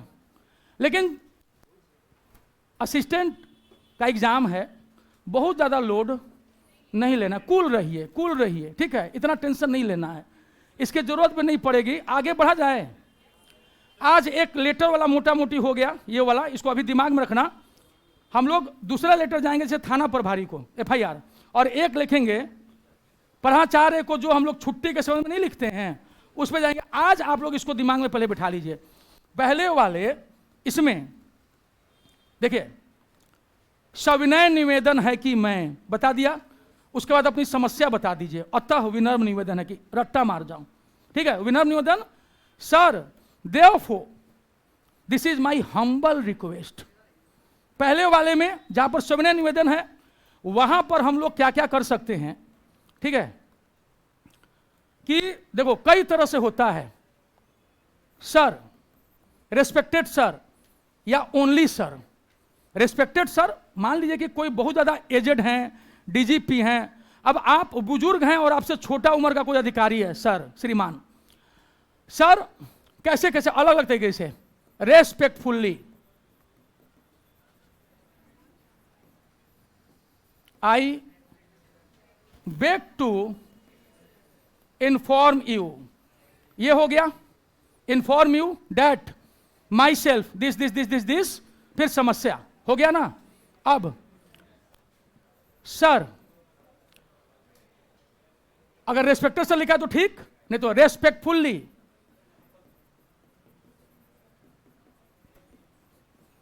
I want to bring to your notice, ठीक है। और तीसरा जो सर आपको बताए हुए हैं, आई बेग टू स्टेट, ठीक है। तो आप जैसे चाहें वैसे अपनी बात को स्टार्ट कर सकते हैं। Respectfully I want to bring to your notice that myself this this this, और उसके बाद अपनी बात आपने लिख दिया, ठीक है। चलो अब इसमें ज़्यादा हस्तक्षेप नहीं करेंगे, रुकते हैं। हाँ बोलिए। जैसे वीडियो डाल देंगे ना तो वहाँ देख लीजिएगा रिमाइंडर में। क्या? अच्छा इसके बाद वाला, हाँ मतलब पूरे पत्र लेखन में, मतलब बॉडी में हिंदी अंग्रेजी दोनों में बहुत ज़्यादा बड़ा मत कीजिएगा, उसको 2-3 सेंटेंस में ख़त्म कर दीजिएगा। कोई उसका ये थोड़ी होता है, छोटा रहना चाहिए, मतलब 40 से 50 शब्द में ख़त्म कर दीजिए उसको। हाँ ठीक है, ठीक है। उसके बाद लास्ट में जब आप सेकंड जब आते हैं, नहीं हम लिखवाया कि अतः आपसे विनम्र निवेदन है कि, तो यहां पर सर आप चाहें तो फिर लिख सकते हैं दूसरे वाले में, sir therefore this is my humble request, ठीक है। Sir therefore this is my humble, अतः आपसे विनम्र निवेदन है कि। सर देयरफॉर, सर लिखने से क्या होता है, थोड़ा उसको दोबारा सर सुन के अच्छा लगता है, अधिकारी को उसका ईगो सेटिस्फाई होता है। तो जैसे कैसे होता है कि अगर हम लोग जा रहे होते हैं कोर्ट में और हम लोग वकील हैं, तो कोई अधिवक्ता, वकील तो केवल जो वकालत कर लेता है उसको कहते हैं, अधिवक्ता जो प्रैक्टिसिंग लॉयर होता है, एडवोकेट। अधिवक्ता गए कोर्ट में, 2 तरह के लोग हुए। अब एक हो गया, sir I want to bring to notice that this this this this, और जज सब ऐसे देख रहे हैं और खूब पॉइंट दे दिया। दूसरा आया अनुभवी अधिवक्ता, हुजूर समझ आ गया, जज साहब बोलिए, आप कुछ भी बोल दीजिए। तो ये तो खैर हम मजाक में कहें, लेकिन होता क्या है, मतलब हमारे जुडिशरी जो है तथ्यों पर ही चलती है, लेकिन अगर आप टेढ़िया देते हैं तो एक कहीं ना कहीं तो मन में कंटेम्प्ट ऑफ कोर्ट आ जाता है, और हाँ ईगो क्लैश होता है। दूसरे में अगर आप प्यार से कोई बात रखते हैं तो जज साहब भी क्या हो जाते हैं, अब न्यायालय व्यवहार होता है, व्यवहार न्यायालय, और व्यवहार बनाकर रखने से फायदा होता है। समझ आ गया? तो ये तो चलो मजाक की बात है, नहीं तो कुछ जज साहब लोग देखेंगे तो फोन घुमा देंगे हमको, तो नंबर भी डाला हुआ है। अब आ जाते हैं थोड़ा सा बेरोजगारी के निबंध पर। अगर सपोज बेरोजगारी पर निबंध आ गया तो कैसे लिखा जाएगा? क्या अभी लिखवा दें? हम सोचे कि हम कल लिखवा देंगे, कल भी आएंगे, थाना प्रभारी वाला कल लिखवा देंगे। कारण बता रहे हैं, वो पीछे कुछ लोग बैठे हुए हैं हमारे भाई लोग, तो अच्छा ठीक है करा देंगे। देखिए अभी कल रविवार है, अगला शनिवार फिर रविवार है मेरे पास टाइम वाला, तो हम कल क्या करेंगे, थाना प्रभारी का एक फॉर्मेट करा देंगे, कल एक साथ में निबंध भी करा देंगे। अभी कराते बेरोजगारी, और कुछ हिंदी में देते चले जाएंगे कि ये शब्द सुधार करते जाना। ठीक है हम सुन लिए, यहाँ एक बोले हैं संपादक के लिए, वो सब जैसे 3-4 टाइप का जो लेटर रहेगा वो हम आपको क्या करेंगे अगले रविवार तक। जैसे कल एक रविवार तो एक दूसरा लेटर आ जाएगा, आज हो गया ना एक लेटर, कल एक लेटर, उसके बाद अगले सैटरडे को एक लेटर, और उसके संडे को एक लेटर, तो 4 प्रकार का लेटर हो जाएगा। ठीक, उसके बाद एक निबंध अभी कर देते हैं, तो ऐसे करते करते हम लोग बस कम से कम 4 निबंध हो जाएगा। ठीक है, और कंटेंट भी देते चले जाएंगे, और प्लस जहां जहां हिंदी में कुछ गलतियां हैं उसको भी क्या करेंगे सुधार देंगे। जैसे बहुत सारे लोग क्या करते हैं गलती, कि हम जब बहुत लोगों का पेपर चेक किए हैं, वो आज सुनो बेटा आप ध्यान से सुन लो, हमको बोलने दीजिए, पैसवा आप हमको, मतलब पैसवा हमको नहीं, जहां भी दिए हैं सुनने के लिए दिए हैं। ठीक है, this is wrong, this is correct. अनेकों मत लिखिए, अनेकों मत लिखिए। अभी उसके बाद आ जाएंगे हम लोग बेरोजगारी पर, अगर आप रहेंगे तो ठीक। ये ठीक है, this is wrong, this is correct, ताकि देखो दोनों उल्टा हो गया, यहां ताकि ताकि ताकि ताकि, ठीक है, तोहफा, तो अनेक बाकी ताकि, ठीक है, बाकी ताकि, ठीक है, ये दोनों देख लीजिए। ठीक, उसके बाद सूची, दिस इज करेक्ट, सूची दिस इज रॉन्ग। सुधार लो, जितने लोग जहां जहां ये बहुत सारी गलतियां करते हैं, this is correct, this is wrong, सूची।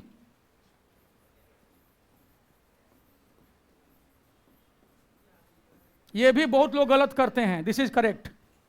सबको सुधारते जाइए, और जब जिसका सिलेक्शन होगा, दुष्टों धन्यवाद जरूर आके करना। दुष्टों बोले क्योंकि बहुत दुष्ट जो है जॉब लेने के बाद कई दरोगा बने और नाम किसी और का ले लिए, 1.5-2 साल हमसे पढ़े ऑनलाइन में, लिखे भी, और जब फोटो खिंचाना हुआ तो कहीं जा करके फोटो खिंचा लिए। तो उस टाइप के भी दुष्ट हैं।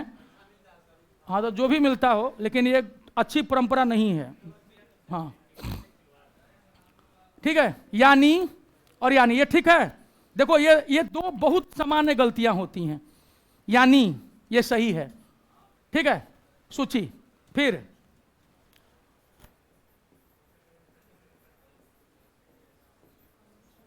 अनुसूची, इसको कर लीजिए। अनु, हमेशा नु, अनु वाला जो नु जाएगा वो हमेशा छोटा जाएगा, उसके बाद वाला जो जाएगा बड़ा जाएगा। अनुकूल, अनुकूल, इसको लिखने का तरीका सीख जाइएगा। अब जब हम अनुसूचित लिखेंगे, देखिएगा, अब देख लो, ये बाद में आ गया ना, बड़ी मात्रा किसमें कन्वर्ट हो गई, छोटी में। नियम याद रखना, बड़ी लिखे ना सूची, अनु लिखे छोटी शुरू में, जैसे ही इसमें त जुड़ा, ये क्या हो गया, दीर्घई किसमें चेंज हो गया, हर्षई में। इन सब छोटी छोटी चीजों पर ध्यान रखिएगा। ये हो गया।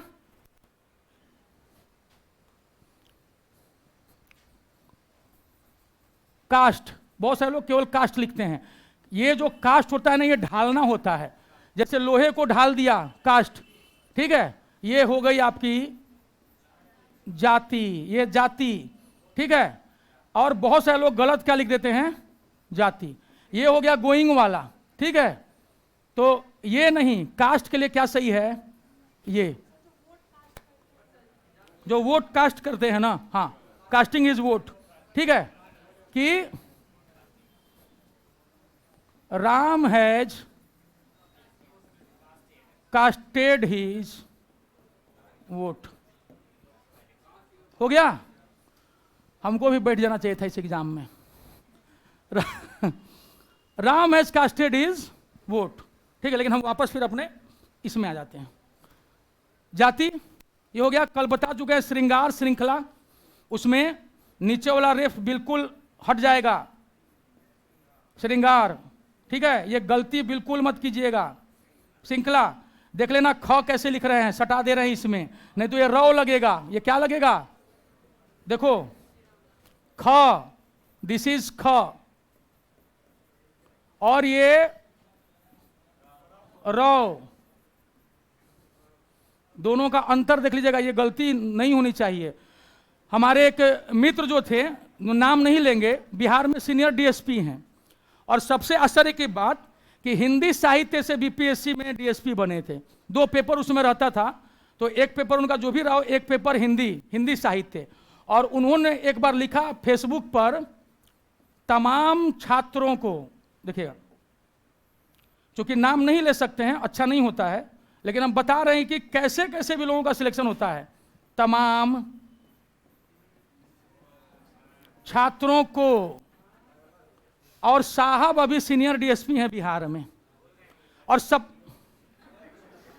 और अगर मान लिया कि अगर उनका फिजिक्स सब्जेक्ट होता, मान लिया कि अगर उनका मैथ्स होता, मैथ नहीं बोलते हैं, मैथ्स बोलते हैं मैथमेटिक्स को शॉर्ट में। बहुत सारे लोग हम लोग क्या बोल देते हैं, मैथ है, मैथ, मैथ नहीं, या तो मैथमेटिक्स है या मैथ्स है, ठीक है। तमाम छात्रों को लिखना क्या था, छात्रों, ठीक है।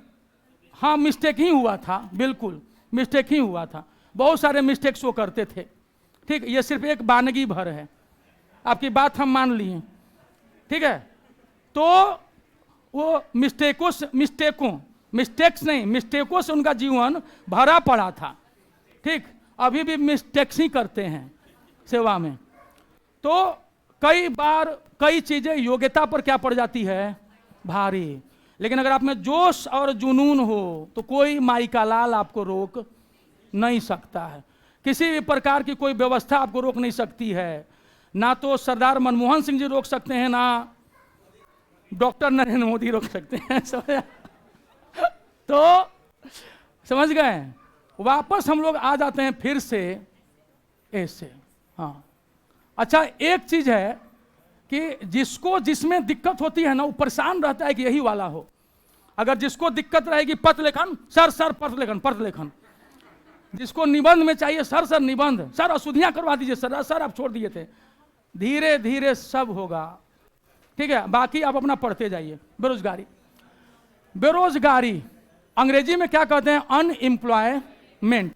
अब इसको करके रोक देंगे तो बेरोजगारी में मान लो कि निबंध आ गया, सुनते रहिएगा आप, हल्ला नहीं, हमारी क्लास में हल्ला नहीं। हाँ, क्या करते, चलवा दें, गर्मी लग रही है क्या, लेकिन मेरा कंसंट्रेशन भंग हो जाए, चला दीजिए। क्योंकि जब हम पढ़ा रहे होते हैं तो हम एकदम शांति में नहीं रहना चाहते हैं, क्योंकि सुकून आता है, मेरा कंसंट्रेशन को नींद आने लगती है। चलो कोई बात नहीं, थोड़ी सी क्षमता प्रभावित होगी हमारी। अच्छा तो लग रहा है, फुहारें पड़नी चाहिए। बेरोजगारी, अगर आपको इस पर आ गया निबंध लिखने को, एक आम स्टूडेंट क्या करेगा? सबसे पहले इसका जो है डेफिनेशन दीजिए, सबसे पहले, ठीक है। आप इसकी परिभाषा देंगे, और याद रखना, परिभाषा परिस्थिति सब में परी, केवल परीक्षा में, ये याद रखिएगा, परीक्षा में बड़ी मात्रा री, परिस्थिति, परिभाषा यानी डेफिनेशन। अब लिख मत देना परिभाषा, यहां पर परिभाषा से हम बता रहे हैं क्या है बेरोजगारी, ठीक है। आपका मन है, आप सक्षम भी हैं, ठीक है। बेरोजगारी दो प्रकार की, ऐच्छिक बेरोजगारी, अनैच्छिक बेरोजगारी। जैसे आपके भैया कहीं सरकारी नौकरी पा गए, छोटा भाई बक हम नहीं काम करेंगे। अब आप कहिए बेरोजगार है, उसको इच्छा ही नहीं है रोजगार लेने की, वो काम करना ही नहीं चाहता है, वो अनैच्छिक बेरोजगार। मतलब जैसे नहीं होता है कि वो मन नहीं है, उसको काम मिल सकता है लेकिन फिर भी वो काम करना नहीं चाहता है, तो उनको बेरोजगार नहीं मानते हैं। किसको बेरोजगार मानते हैं? जिसके पास क्षमता भी है और जो काम करना चाहता है, जो मार्केट में जो पारिश्रमिक है, मजदूरी, उसी पर वो काम करना चाहता है लेकिन फिर भी उसको काम नहीं मिल रहा है। नौकरी पाना, अब बेरोजगारी दो अलग अलग चीजें। मतलब जो रोजगार हम नौकरी में नहीं हैं, लगता है कि हम बेरोजगार हैं, नहीं हैं, ये रोजगार है, ठीक है। आपके कई नौकरियों से ज्यादा अच्छा रोजगार है ये, ठीक है। बस टैलेंट होना चाहिए, तो जिसमें योग्यता होगी वो क्या करेगा, उसको नौकरी कोई नहीं, कुछ नहीं रोक पाएगा, उसको केवल दुर्भाग्य रोक पाएगा। जा रहा है रोड पे, एक्सीडेंट में मारा गया, कोई मार दिया, खत्म हो गया, वो अलग चीज है। लेकिन अगर वैसे कोई डिस्टर्ब नहीं करेगा तो वो जीवन में आगे बढ़ जाता है। बेरोजगारी में सबसे पहले एकदम सिंपल शब्दों में बता दीजिए, अपने शब्दों में, चोरी की हुई शब्दों में नहीं, ठीक है। जैसे बहुत सारे लोग छाप करके अपना निबंध ले आते हैं, सर चेक कर दीजिए ना सर, मार्क्स दे दीजिए, हम देखते हैं। हम कहे बाहर भारतेंदु हरिश्चंद्र, ठीक, हमने दे दिया भारतेंदु हरिश्चंद्र को मार्क्स, क्योंकि सीधे कॉपी पेस्ट कर दिए। और क्या हुआ, मेरा समय भी बर्बाद हुआ उतना आपके कॉपी पेस्ट को चेक करने में। तो जब कॉपी ही पेस्ट किए हैं तो उसको चेक कराने का कोई मतलब बनता नहीं है। होता क्या है कि हम देखें कि 1000 कॉपीज हैं और सबको चेक करने से बेहतर है कि सबकी जो थोड़ी थोड़ी गलतियां हैं क्यों ना उसको एक ही बार यहां पर डाल दिया जाता, कि एक ही साथ उनको भी फायदा हो जाए जो इससे लाभान्वित होंगे। परिभाषा एकदम अपनी भाषा में लिख दीजिए। बेरोजगार वह व्यक्ति है जो सक्षम भी है, जो कैपेबल है, काम भी करना चाहता है, और बेरोजगार जो बाजार में जो पारिश्रमिक दर है, जो मजदूरी है, उतने पर, ज्यादा पर भी नहीं, कि भैया अगर रोज किसी मजदूर को 200 मिल रहा है, आप हमको भी 200 ही दे दीजिए, काम दे दीजिए। हम ऑफिस में बैठे हुए हैं, लड़का आया, सर काम है, हमको नहीं बाबू, हम तो रखे हुए हैं, हमको बताइए किस तरह का आप काम कर सकते हैं।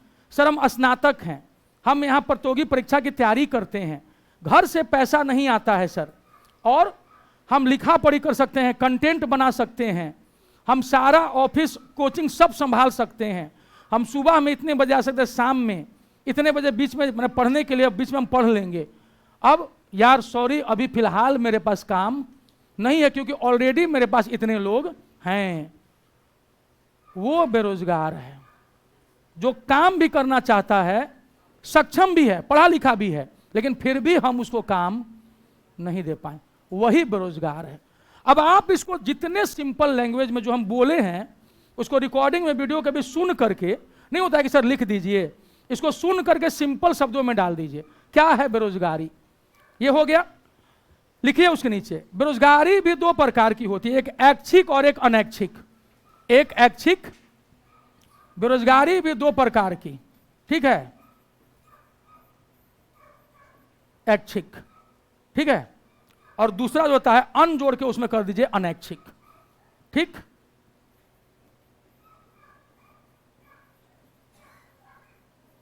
देखो ऐच्छिक अनैच्छिक उल्टा हो गया, यहां पर गया ऐ, क्योंकि ऐ ऑलरेडी है इसीलिए यहां पर नए हो गया, यहां पर सिंगल ये गया है और यहां पर डबल चला गया, क्योंकि ये अपने आप में जो ऐ होता है वो एक ऐ लेके आता है, इसलिए डबल हो जाता है। ऐच्छिक, हाँ क्या आप यहां आ जाइए ना, इधर आइए, कहां पीछे पड़े हुए हैं। हमको बता लेने दीजिए ना भैया, काहे परेशान हो जा रहे हैं, बैठ जाइए अभी, ठीक है। अब जब तक हम अपने ओरिजिनल बिहारी फॉर्म में नहीं आएंगे तब तक पीछे वाले भाई लोगों को मजा नहीं आएगा, ठीक है। बहुत ज्यादा दिलहाइट बन जाते हैं कभी कभी। परिभाषा, ठीक है, डेफिनेशन दे दिया, सिंपल शब्दों में दे दिया कि बेरोजगारी क्या है। 2000 शब्द में आपको लिखना नहीं है, 400-500 शब्द में लिखना है, बहुत लिखने को नहीं है, ठीक है। बेरोजगारी ऐच्छिक ही बेरोजगारी वास्तविक बेरोजगारी होती है। आप सक्षम हैं लेकिन आप काम करना नहीं चाहते, आप जमींदार के बेटे हैं, आप पढ़े लिखे हैं लेकिन आप काम करना नहीं चाहते। क्यों नहीं करना चाहते हैं? अंग्रेजों का तलवा चाट चाट कर 100 बीघा खेत हो गया था जमींदारी के टाइम में, और उसी पर आप चले आ रहे हैं। जैसे हमसे कोई कहता है हम बहुत बड़े जमींदार के बेटे हैं, हम वैसा तुम्हारे दादा तलवा चाटते थे अंग्रेजों के, उसका फिर कभी वो हमसे नहीं बोलता हम भैया हम लोग ऐसे ही सीमांत किसान हैं, ठीक है, बाप दादा के पास कुछ था नहीं, वापस। ऐच्छिक और अनैच्छिक, अनैच्छिक बेरोजगार कोई बेरोजगार नहीं होता है। जो ऐच्छिक है काम करना चाहता है लेकिन उसको काम नहीं मिल रहा है। इसके बाद आएंगे हम लोग बेरोजगारी के विभिन्न स्वरूप।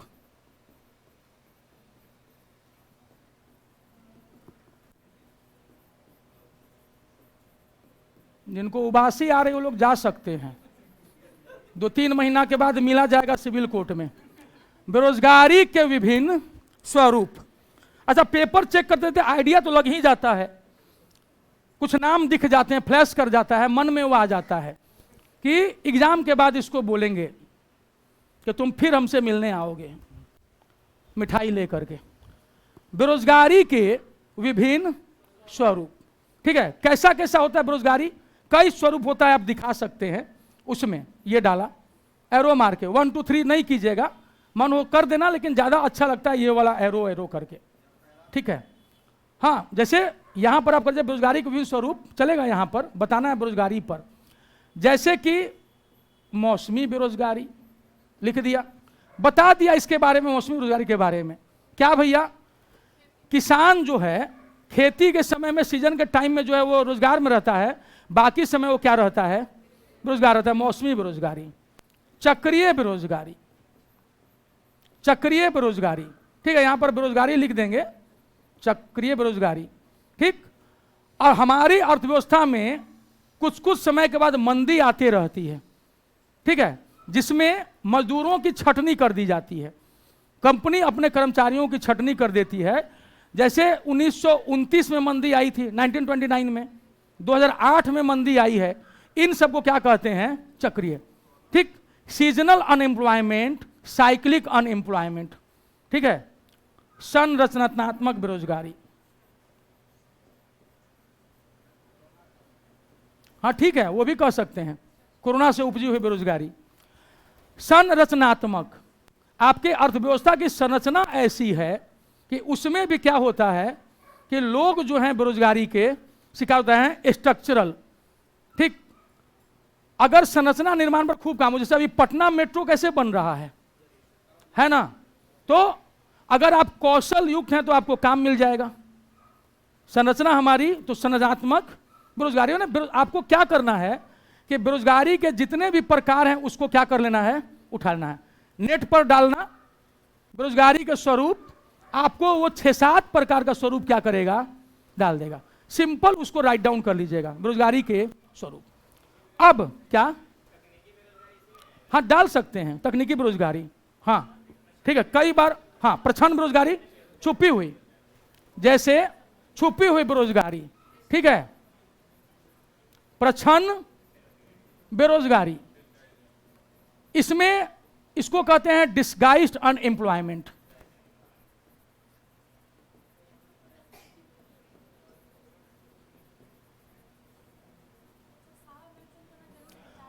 कर दीजिए, हाँ कर दीजिए, विभाजित के विभिन्न स्वरूप, ठीक है, टाइम नहीं रहता, कम रहेगा। तो डिस्गाइज्ड अनएम्प्लॉयमेंट, प्रछन्न, एक खेत है, आपके पिताजी अकेले जोत लेते थे, उनके 4 बेटे हो गए हैं, अब चारों मिलके उसी एक खेत को जोत रहे हैं। हम इतना देर कहीं नहीं, अब तू कर, अब हमारा टाइम हो गया रे, जो तू जाके कर, ठीक है, तो खेत छोड़ के कतवा जाए छी रे, आओ लग खेत में। अब ये हो गया आपको प्रछन्न, कई प्रकार की बेरोजगारी, जितना लगे इत्यादि करके समाप्त कर दीजिए। इसके आगे बढ़ेंगे, इसके आगे बढ़ेंगे तो लिखेंगे। अब देखो, पहले हम डेफिनेशन दे दिए और बता दिए बेरोजगारी के विभिन्न स्वरूप, विभिन्न प्रकार। अब होगा इसका प्रभाव हमारे समाज पर, हमारी अर्थव्यवस्था पर, हमारी राजनीति व्यवस्था पर, तमाम चीजों पर।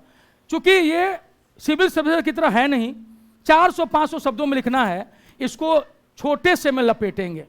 यहां पर डालेंगे कि बेरोजगारी के दुष्प्रभाव, जहां भी लगेगा कि हमसे वर्तनी संबंधी गलती हुई है, टोक दीजिएगा, क्योंकि कई बार लिखते समय ध्यान नहीं रहता है, तो कोई दिक्कत नहीं, हम भी आम इंसान है, गलती कर सकते हैं। तो दुष्प्रभाव, ठीक है, वहां पे देख लिया। बेरोजगारी के दुष्प्रभाव, क्या क्या दुष्प्रभाव हो सकता है, सोचना कि अगर हम नहीं पढ़ेंगे सारा दुष्प्रभाव यहां दिखेगा। कैसे दिखेगा, सुसाइड कर लिए, आत्महत्या कर लेते हैं लोग। कोटा चले जाइए, कोटा को भारत में आत्महत्या की राजधानी कहते हैं, ठीक है, सुसाइडल कैपिटल ऑफ इंडिया। और क्यों ऐसा होता है, पेरेंट्स जितना दबाव नहीं डालते हैं आप पर, जो आपको पैसा देता है ना, वो आप पर दबाव नहीं डालता है, उससे ज्यादा आपके ना अगल बगल तगल मगल वाले जो हैं वो परेशान रहते हैं कि फलनवा गया था कलेक्टर बनने, बना कि नहीं, ठीक है।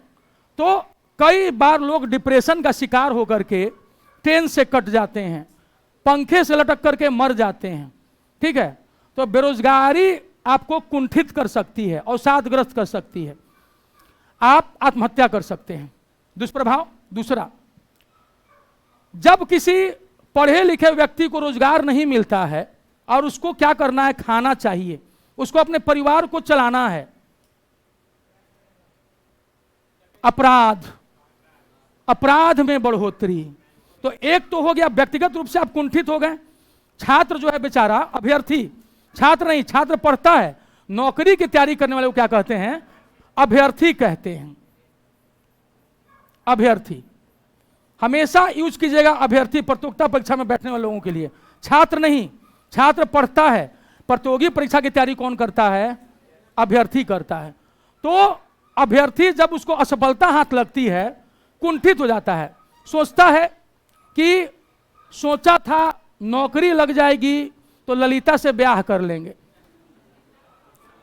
ललिता चली गई श्याम के साथ, का है, श्याम इंजीनियर थे, ठीक है, तो इंजीनियर साहब लेके चले गए आपके पुराने प्रेम को।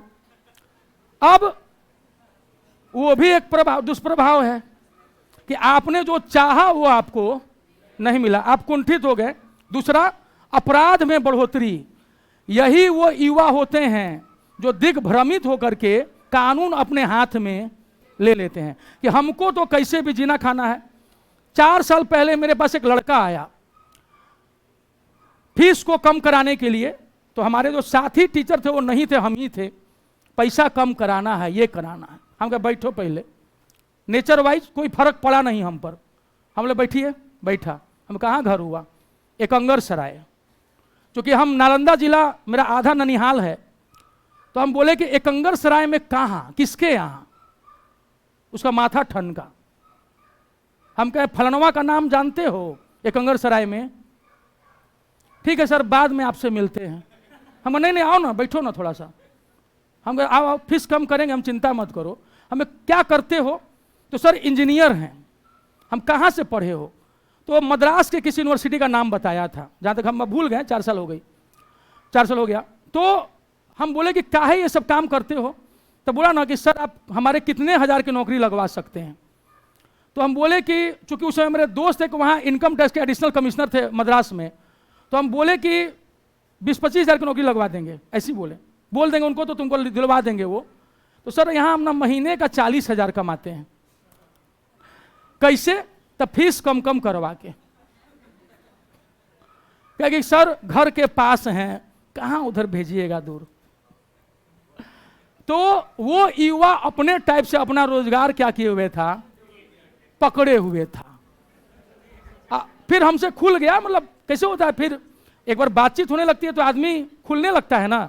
अब उसको लगा कि भाई ननिहाल इनका नालंदा जिला है आधा, तो चूंकि मेरे नाना का खेत जो है नालंदा जिला में है, गांव पटना जिला में बाढ़ साइड में उधर पड़ता है, तो उतना ज़्यादा जानकारी देने की जरूरत नहीं है।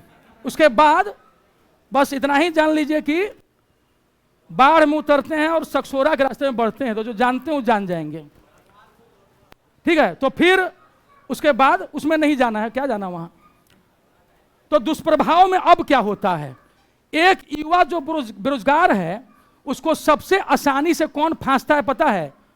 एक नेता फांस लेता है, उसको अपना छुटभैया बना लेता है। कोई भी छोटा मोटा काम होता है, ले 2000 रुपया बाबू, आज जा करके उसको धमका के आ जाना।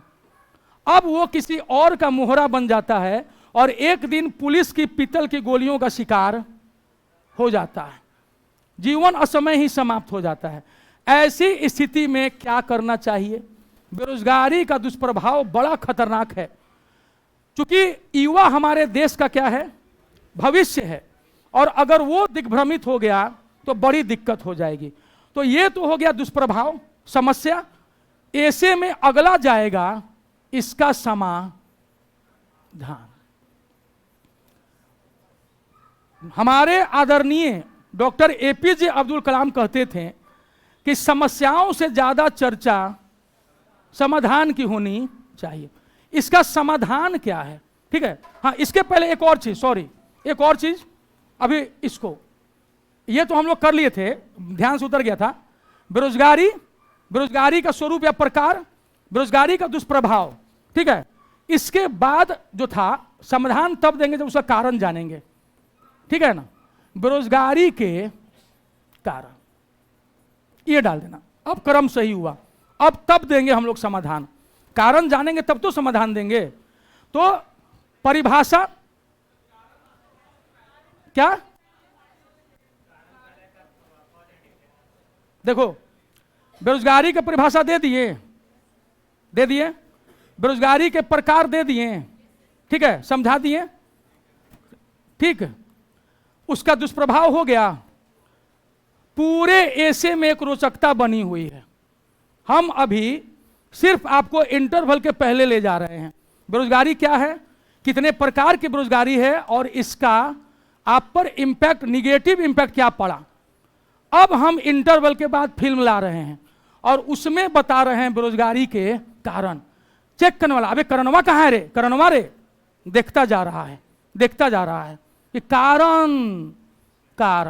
कारण के बाद उसका निवारण।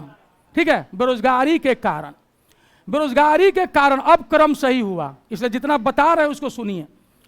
बेरोजगारी के कारण क्या है? बेरोजगारी के कारण सबसे बड़ा कारण, ठीक है ना, बेकारण है,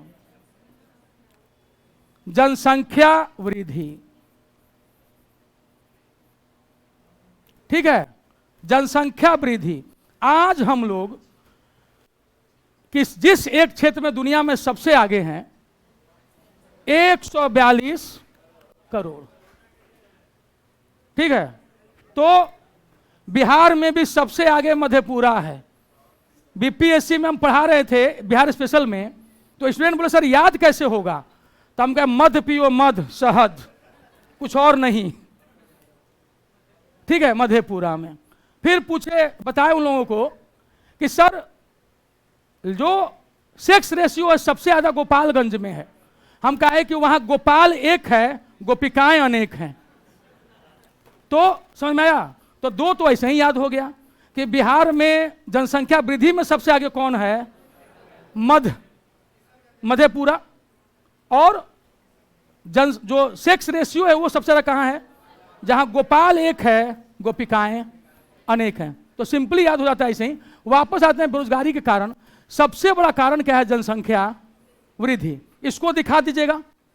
उसके बाद जनसंख्या वृद्धि के बाद हमारी शिक्षा प्रणाली, यह भी एक निबंध है, याद रखना, यह भी एक निबंध है, टॉपिक है, हमारी शिक्षा प्रणाली। इस पर आपको पूरा अच्छे से काम करना होगा। हमारी शिक्षा प्रणाली, ठीक है, क्या है? आज तक हम जो हैं मैकालियन शिक्षा पद्धति के शिकार हैं। मैकालियन शिक्षा पद्धति, लॉर्ड मैकॉले, अंग्रेजों के टाइम से रट्टा मार, जितने कोचिंग में चले जाइए यहां से वहां, अकबर का बेटा सलीम था, अकबर का बेटा सलीम, अकबर का बेटा सलीम, और सब टे टे टे टे। आज सर क्या सिखाए हैं? अकबर का बेटा सलीम था, फैक्ट याद हो गया, और 4 दिन के बाद भूल गए। कॉन्सेप्ट के साथ पढ़ाई। हमारी शिक्षा प्रणाली केवल डिग्री दे देती है, जिससे आपको नौकरी नहीं मिलती है। आपको क्या चाहिए? स्किल चाहिए। और हमको नहीं भैया, मैट्रिक कर लिए, ठीक बा, बउआ हमार बीए दे के एमए करत रहन, उन्हें कंपटीशन के तैयारी करत रहन, ठीक है।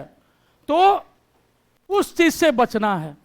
हमको तेजी से अपने शिक्षा प्रणाली को व्यवसायिक शिक्षा की ओर ले जाना है, ताकि वहां पर स्किल सीखें और जिसके कारण हमारे जीडीपी का ग्रोथ हो। नहीं तो क्या होगा? सोचना, 85,000 लड़के इस एग्जाम में बैठे हैं, 5500 को बुलाया जाएगा पीटी में, अभी मतलब मेंस के लिए 5500, बाकी 80,000 का क्या होगा? आप समझ रहे हैं? 80,000, पता जो भी हो, मान लीजिए कि जो भी हो, हमको जानकारी जितनी मिली वही हम बता रहे हैं आपको। अब जिसका नहीं होगा वो तो गया ना। 5500 में 500 कुछ का होगा, 5000 फिर बाहर, सिर्फ 500 कुछ। अब डरा नहीं रहे हैं, बता रहे हैं। तो हमारी शिक्षा प्रणाली, अब आप में से हमारे यहां इंजीनियर आते हैं कि हम मैकेनिकल इंजीनियर हैं, तो मैं कहां से? आईआईटी कानपुर से। हम कहा पंखा नहीं चल रहा है, थोड़ा ठीक कर दीजिए। तो हम कहा हाँ रामू, कहाँ हो बाबू? हाँ भैया, अरे यार पंखवा नहीं चल रहा है, आ रहे हैं भैया तुरंत। 5 मिनट में आया, ठक ठक ठक ठक करके। आईआईटी मैकेनिकल इंजीनियर आईआईटी है। हम कहा जाइए उधर बैठिए आप। आई बात समझ में? ऑनलाइन मतलब जाएगा ये, तो लोग देखेंगे। सच्चाई यही है कि हम सब कुछ पढ़ा रहे हैं, स्किल नहीं है। यही कारण है कि चाइना इतना आगे निकलता चला गया और हम इतना पिछड़ गए। हमारी शिक्षा नीति ऐसी है कि हम केवल बेरोजगार खड़ा करते जा रहे हैं। और भारत में हमारी आबादी कितनी है? 142 करोड़ है ना, 142 करोड़। करोड़ लिख देते हैं, नहीं तो नीचे को ना मार देगा कि 142 लिखे हैं बेवकूफवा। 142 करोड़। हम रोजगार कितनों को दे सकते हैं? भारत की अत्यधिक क्षमता रोजगार देने की 47 करोड़ 20 लाख। बस क्या होगा बाकी का? भारत मैक्सिमम रोजगार जो पैदा कर सकता है, मैक्सिमम 3 करोड़ सरकारी नौकरियां, 50 लाख केंद्र सरकार और 2.5 करोड़ राज्य सरकार। 3 करोड़ के बाद बाकी कहां जाएंगे? सारे कुकुर काशी चले जाएंगे तो गांव में जूठन कौन चाटेगा? तो 3 करोड़ तो निकल लिए, बाकी बचे 44 करोड़ 20 लाख, उनको भी कहीं ना कहीं काम मिल जाता है। लेकिन इसमें सारी जनसंख्या, जैसे बेरोजगार, आप बच्चे को बेरोजगार नहीं कहेंगे, स्त्री जो घर में हाउसवाइफ है आप उसको बेरोजगार नहीं कह सकते हैं, क्योंकि वो सबसे बड़ा रोजगार जो चोरी कर लिया गया, उसका वेतन ही नहीं है, लेकिन वो भी रोजगार है। और दूसरा, बुजुर्ग, रिटायर्ड पर्सन है तो उनको भी आप बेरोजगार नहीं कहेंगे। केवल कामकारी आयु वर्ग में जो 14 साल से ऊपर का बच्चा, क्योंकि हमारा संविधान क्या कहता है, 14 से नीचे से काम नहीं कराना है, इसका मतलब हम 14 ऊपर वाले से काम करा सकते हैं। तो 14 से लेकर 60 साल तक के जो लोग हैं, लगभग 70 करोड़, केवल उन्हीं की समस्या बेरोजगारी है। और हम देख कितने को पाएंगे? 47 करोड़ को। जनसंख्या बढ़ते जा रही है, तो बाकी जो हमारा 23 करोड़ 25 करोड़ बचा कहां जाएगा? समझ कितनी बड़ी जनसंख्या है।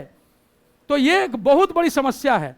इसके बाद हमारी शिक्षा प्रणाली, हमारा जो धीमी विकास दर, विकास धीमा, लेकिन जब दर जुड़ जाएगा तो धीमी विकास दर, भारत की धीमी विकास दर या आर्थिक वृद्धि दर, जो भी लिख दे, डेवलपमेंट रेट या वृद्धि दर, धीमी विकास दर, आप इसको आर्थिक समृद्धि दर लिख दीजिए, आप इसको मतलब ग्रोथ लिखो, डेवलपमेंट लिखो, चलेगा।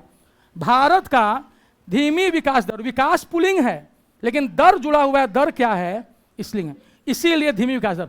और बहुत सारे लोग विकास को गलत लिखते हैं, अपना नाम भी वो गलत ही लिखते हैं, दिस इज नॉट विकास। बहुत लोग स्पेलिंग देखते हैं, लिखना चाहिए ये, और सब ये लिखे रहते हैं। बहुत को लिखना चाहिए श्वेता में ये वाला, तो बहुत लिखे रहती हैं ये वाला, ये रॉन्ग होता है, तो गलत लिखते हैं सब। विकास ये गलत है, श्वेता ये गलत है, ये सही है, विकास ये भी गलत है। विकास क्या होता है सही? केवल सिंपल एस स, ठीक है, एक ये हो गया। तो आप क्या किए? बेरोजगारी के विभिन्न कारण बता दिए, और भी कारण होंगे, आप उसको नेट पर या कहीं कंटेंट में आप देख लीजिएगा। अब क्या देना है हम लोगों को? इसका समाधान इसमें देना। अभी तक सरकार के प्रयास क्या हुए इस दिशा में? अपना रोके रखना, आपको अपना क्या करना है? क्लाइमेक्स तक ले जाना है, ताकि पढ़ने वाला का रोमांच क्या रहे? बना रहे, कि बेटा ये क्या कह रहा है, ये दिखाओ। तो रुको अमामिया, अभी देख लो, अभी सब्र रखो, अभी पिक्चर देखते जाओ, लास्ट में पोल खुलेगा। समाधान में आप दिखाइए सरकारी प्रयास। केंद्र सरकार क्या कर रही है, राज्य सरकार क्या कर रही है, ठीक है। सरकारी प्रयास आप दिखा सकते हैं, मनरेगा, ठीक है, मेक इन इंडिया, हाँ,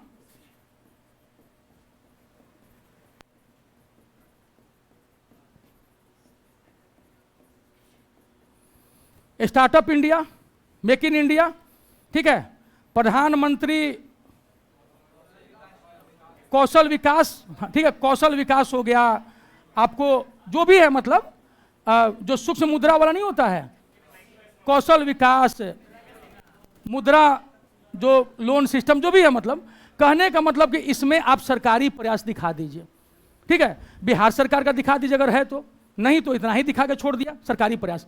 अब जो है ये इतना लिखने के बाद सरकारी प्रयास कैसे कम होता जा रहा है, ये सब कुछ आप चाहें तो जब बेरोजगारी लिखेंगे तो दिखा दीजिएगा कि बेरोजगारी दर जो है लगभग 10 को पार कर चुकी है कोरोना के पश्चात। 2019 तक ये आपको 6 से थोड़ा सा ऊपर था, लेकिन कोरोना के बाद जो है 10 से ऊपर चला गया है। और उसको लाना, जैसे हर 100 व्यक्ति जो आ रहे हैं उसमें 10 लोग क्या हो जा रहे हैं? बेरोजगार। और वो 10-10 की संख्या 100 में बढ़ते जा रही है, तो 142 में आप सोच लीजिए क्या हाल हो रहा होगा। और हमारे ग्रामीण सेक्टर का जो कृषि सेक्टर है, हमारे मजदूर उसमें 42.60% लगे हुए हैं। कृषि क्षेत्र में थोड़ा सा आंकड़ा भी हम दे दे रहे हैं ताकि आपको काम करेगा। आप देखिएगा कि जो कृषि सेक्टर है, कृषि सेक्टर, उसमें जो भारत में जितने मजदूर हैं वो कितने लगे हुए हैं, इतने प्रतिशत, और वो हमको दे कितना रहे हैं जीडीपी, वो उत्पादन कितना दे रहे हैं। अब देखो जनसंख्या कितनी लगी हुई है मजदूरों की, पूरी जनसंख्या नहीं, मजदूरों की जनसंख्या, श्रमिकों की 42.60, और वो आउटपुट कितना दे रहे हैं जीडीपी में, सकल घरेलू उत्पाद। घरेलू देख लीजिएगा कैसे लिखे हैं, बड़ी मात्रा, जीडीपी, इसको क्या कहते हैं, जीडीपी, ये इतना। तो क्या होगा, जबकि इतने लोग लगे थे तो जीडीपी में कम से कम इतना तो होना ही चाहिए था, तो उल्टा हो गया कृषि। और अगर हम आते हैं उसमें सेकेंडरी सेक्टर में, द्वितीयक में, यानी कि उद्योग और खनन, ये सब में, इसमें जो हमारे मजदूर लगे हुए हैं वो लगभग 1/4 हैं, 25% से थोड़ा कम, 25% से थोड़ा कम, ठीक है। और वो जो हैं लगभग आपको, अच्छा इसको निकाल के दे देते हैं, निकल जाएगा पूरा। लास्ट वाला क्या है, सेवा क्षेत्रक, तृतीयक क्षेत्र, रेस्टोरेंट में काम कर रहा है बैरा, हम जो पढ़ा रहे हैं, ये सब टाइप के लोग सर्विसेज जो दे रहे हैं, हमारे जैसे जो श्रमिक है देश में 1/3, 1/3, ठीक है। क्या चीज, हाँ नहीं मजदूरों में जितने हैं, मतलब जो हमारे क्षेत्र में, ठीक है। हमारे यहाँ 42.60%, बहुत लोग 60 बोल देते हैं, दशमलव के बाद 6 ठीक है, 60 नहीं बोलते हैं इसको, बहुत लोग देखते हैं गलत बोल देते हैं, नहीं 42.60, 18.8 ये देते हैं जीडीपी में। औद्योगिक क्षेत्र में कितने मजदूर लगे हुए हैं, 1/4 देश के, और 1/3 कहाँ लगे हुए हैं, सर्विस। ये जीडीपी का दे रहा है 53%। सेवा क्षेत्र में 1/3 लोग दे रहे हैं, उत्पादन कितना कर रहे हैं, 53%। 42.60 लोग लग के कितना दे रहे हैं, 18.8। दोनों का बीच में निकाल लीजिए तो कितना बचता है, 53 माइनस 18.8 कितना हुआ है, 53 से 20 घटा दिए 33 हुआ, और सॉरी कितना हुआ, 29 के आसपास ही जाएगा ना, कुछ 53 हुआ, 47 बचा ना इसमें, 28.29 क्या, अच्छा हमको जोड़ नहीं जाओ आप लोग, हल्ला मत कीजिए, हम कर लेते हैं। हाँ बक कोनो को जोड़ने उड़ने नहीं आता है। 29, चलो हाँ 34 नहीं जाएगा, 30 और 20 हुआ 50, मोटा मोटी तो ऐसे ही पार कर जाएगा। कम से कम मैथ सही कर लीजिए, हम तो यहाँ बैठ के दिखा रहे हैं, आप वहाँ बैठे हुए आपको आसानी से जोड़ लेना चाहिए था। 53 और 52, 18 जो हो गया 70 हो गया, 71.8 हुआ, ठीक है। बचा कितना, 28.2 बचा, हम सही लिख रहे थे और आप में से कई लोग गलत बता रहे थे, 28.2, ठीक ये हुआ। कम से कम मैथ सही कर लीजिए, आप लोगों भी करके शायद है ना इसमें मैथ्स और रीजनिंग, वही करके आए हैं ना सब, ठीक है। अब देखो हमारे देश की समस्या क्या है, सेवा क्षेत्र में जो है कितने मजदूर लगे हुए हैं, 1/3 दे कितना रहे हैं जीडीपी में, 53% देश का। औद्योगिक क्षेत्र में, खनन क्षेत्र में मजदूर कितने लगे हुए हैं, 1/3 दे कितना रहे हैं, यानी अब 1/4 दे रहे हैं, 1/4 से ज्यादा, 1/3 तो लगभग मैंने थोड़ा सा दूना से कम दे रहे हैं। सबसे खराब स्थिति में कौन है, कृषि क्षेत्र। तो कृषि और संरचना में सुधार जो है बेहद जरूरी है, समाधान। अब जब आप ये जान जाते हैं तो आपके लिए समाधान देना क्या हो जाता है, अपना समाधान, ठीक है। अब सरकारी प्रयास हो गया ना, अपना समाधान बताओ।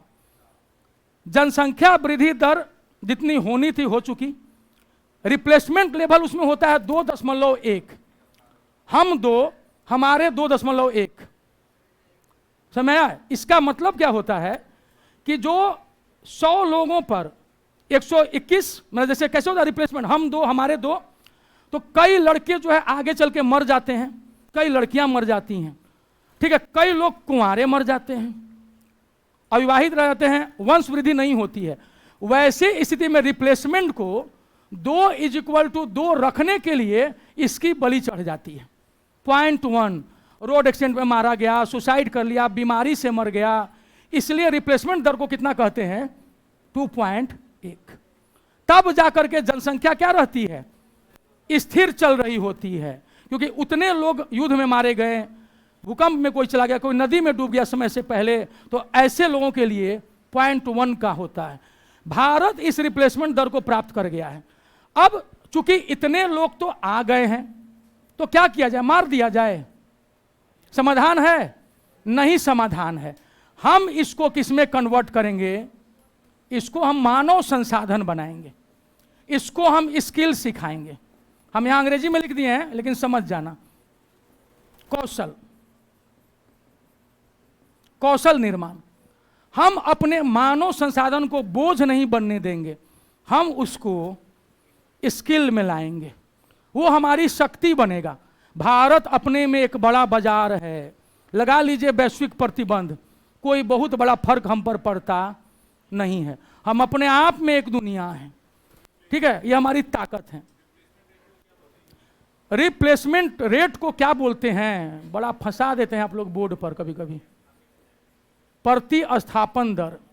विस्थापन दर एक जगह से उठ कर दूसरा जगह चलेगा भैया, ये प्रतिस्थापन, that is displacement, this is, हाँ, तो प्रतिस्थापन दर, इसको हो गया। विस्थापन एक जगह से दूसरी जगह उठ के चले गए, वो विस्थापन होता है। ये प्रतिस्थापन, ऊपर चले गए, उनकी जगह कोई और आ गए, ठीक है, प्रतिस्थापन दर। समाधान, हमारी शिक्षा प्रणाली को बदलिए, कारण देखते जाना, उसका निवारण करते जाना।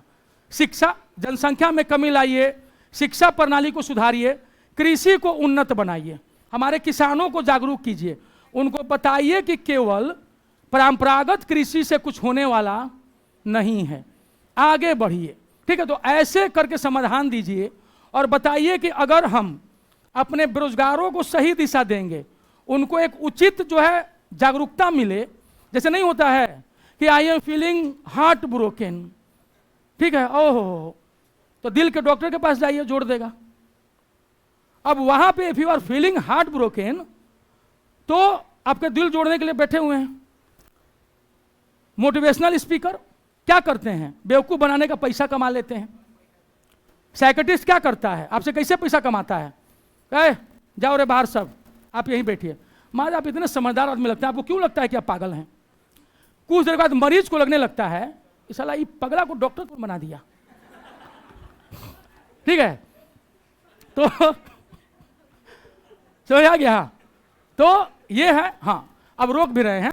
तो आज के लिए हमको लगता है एक लेटर हो गया और एक निबंध हो गया, और कुछ चीज हम छोटा मोटा जैसे बता दिए, जैसे कि बहुत सारे लोग आहार लिखते हैं, आहार, ठीक है,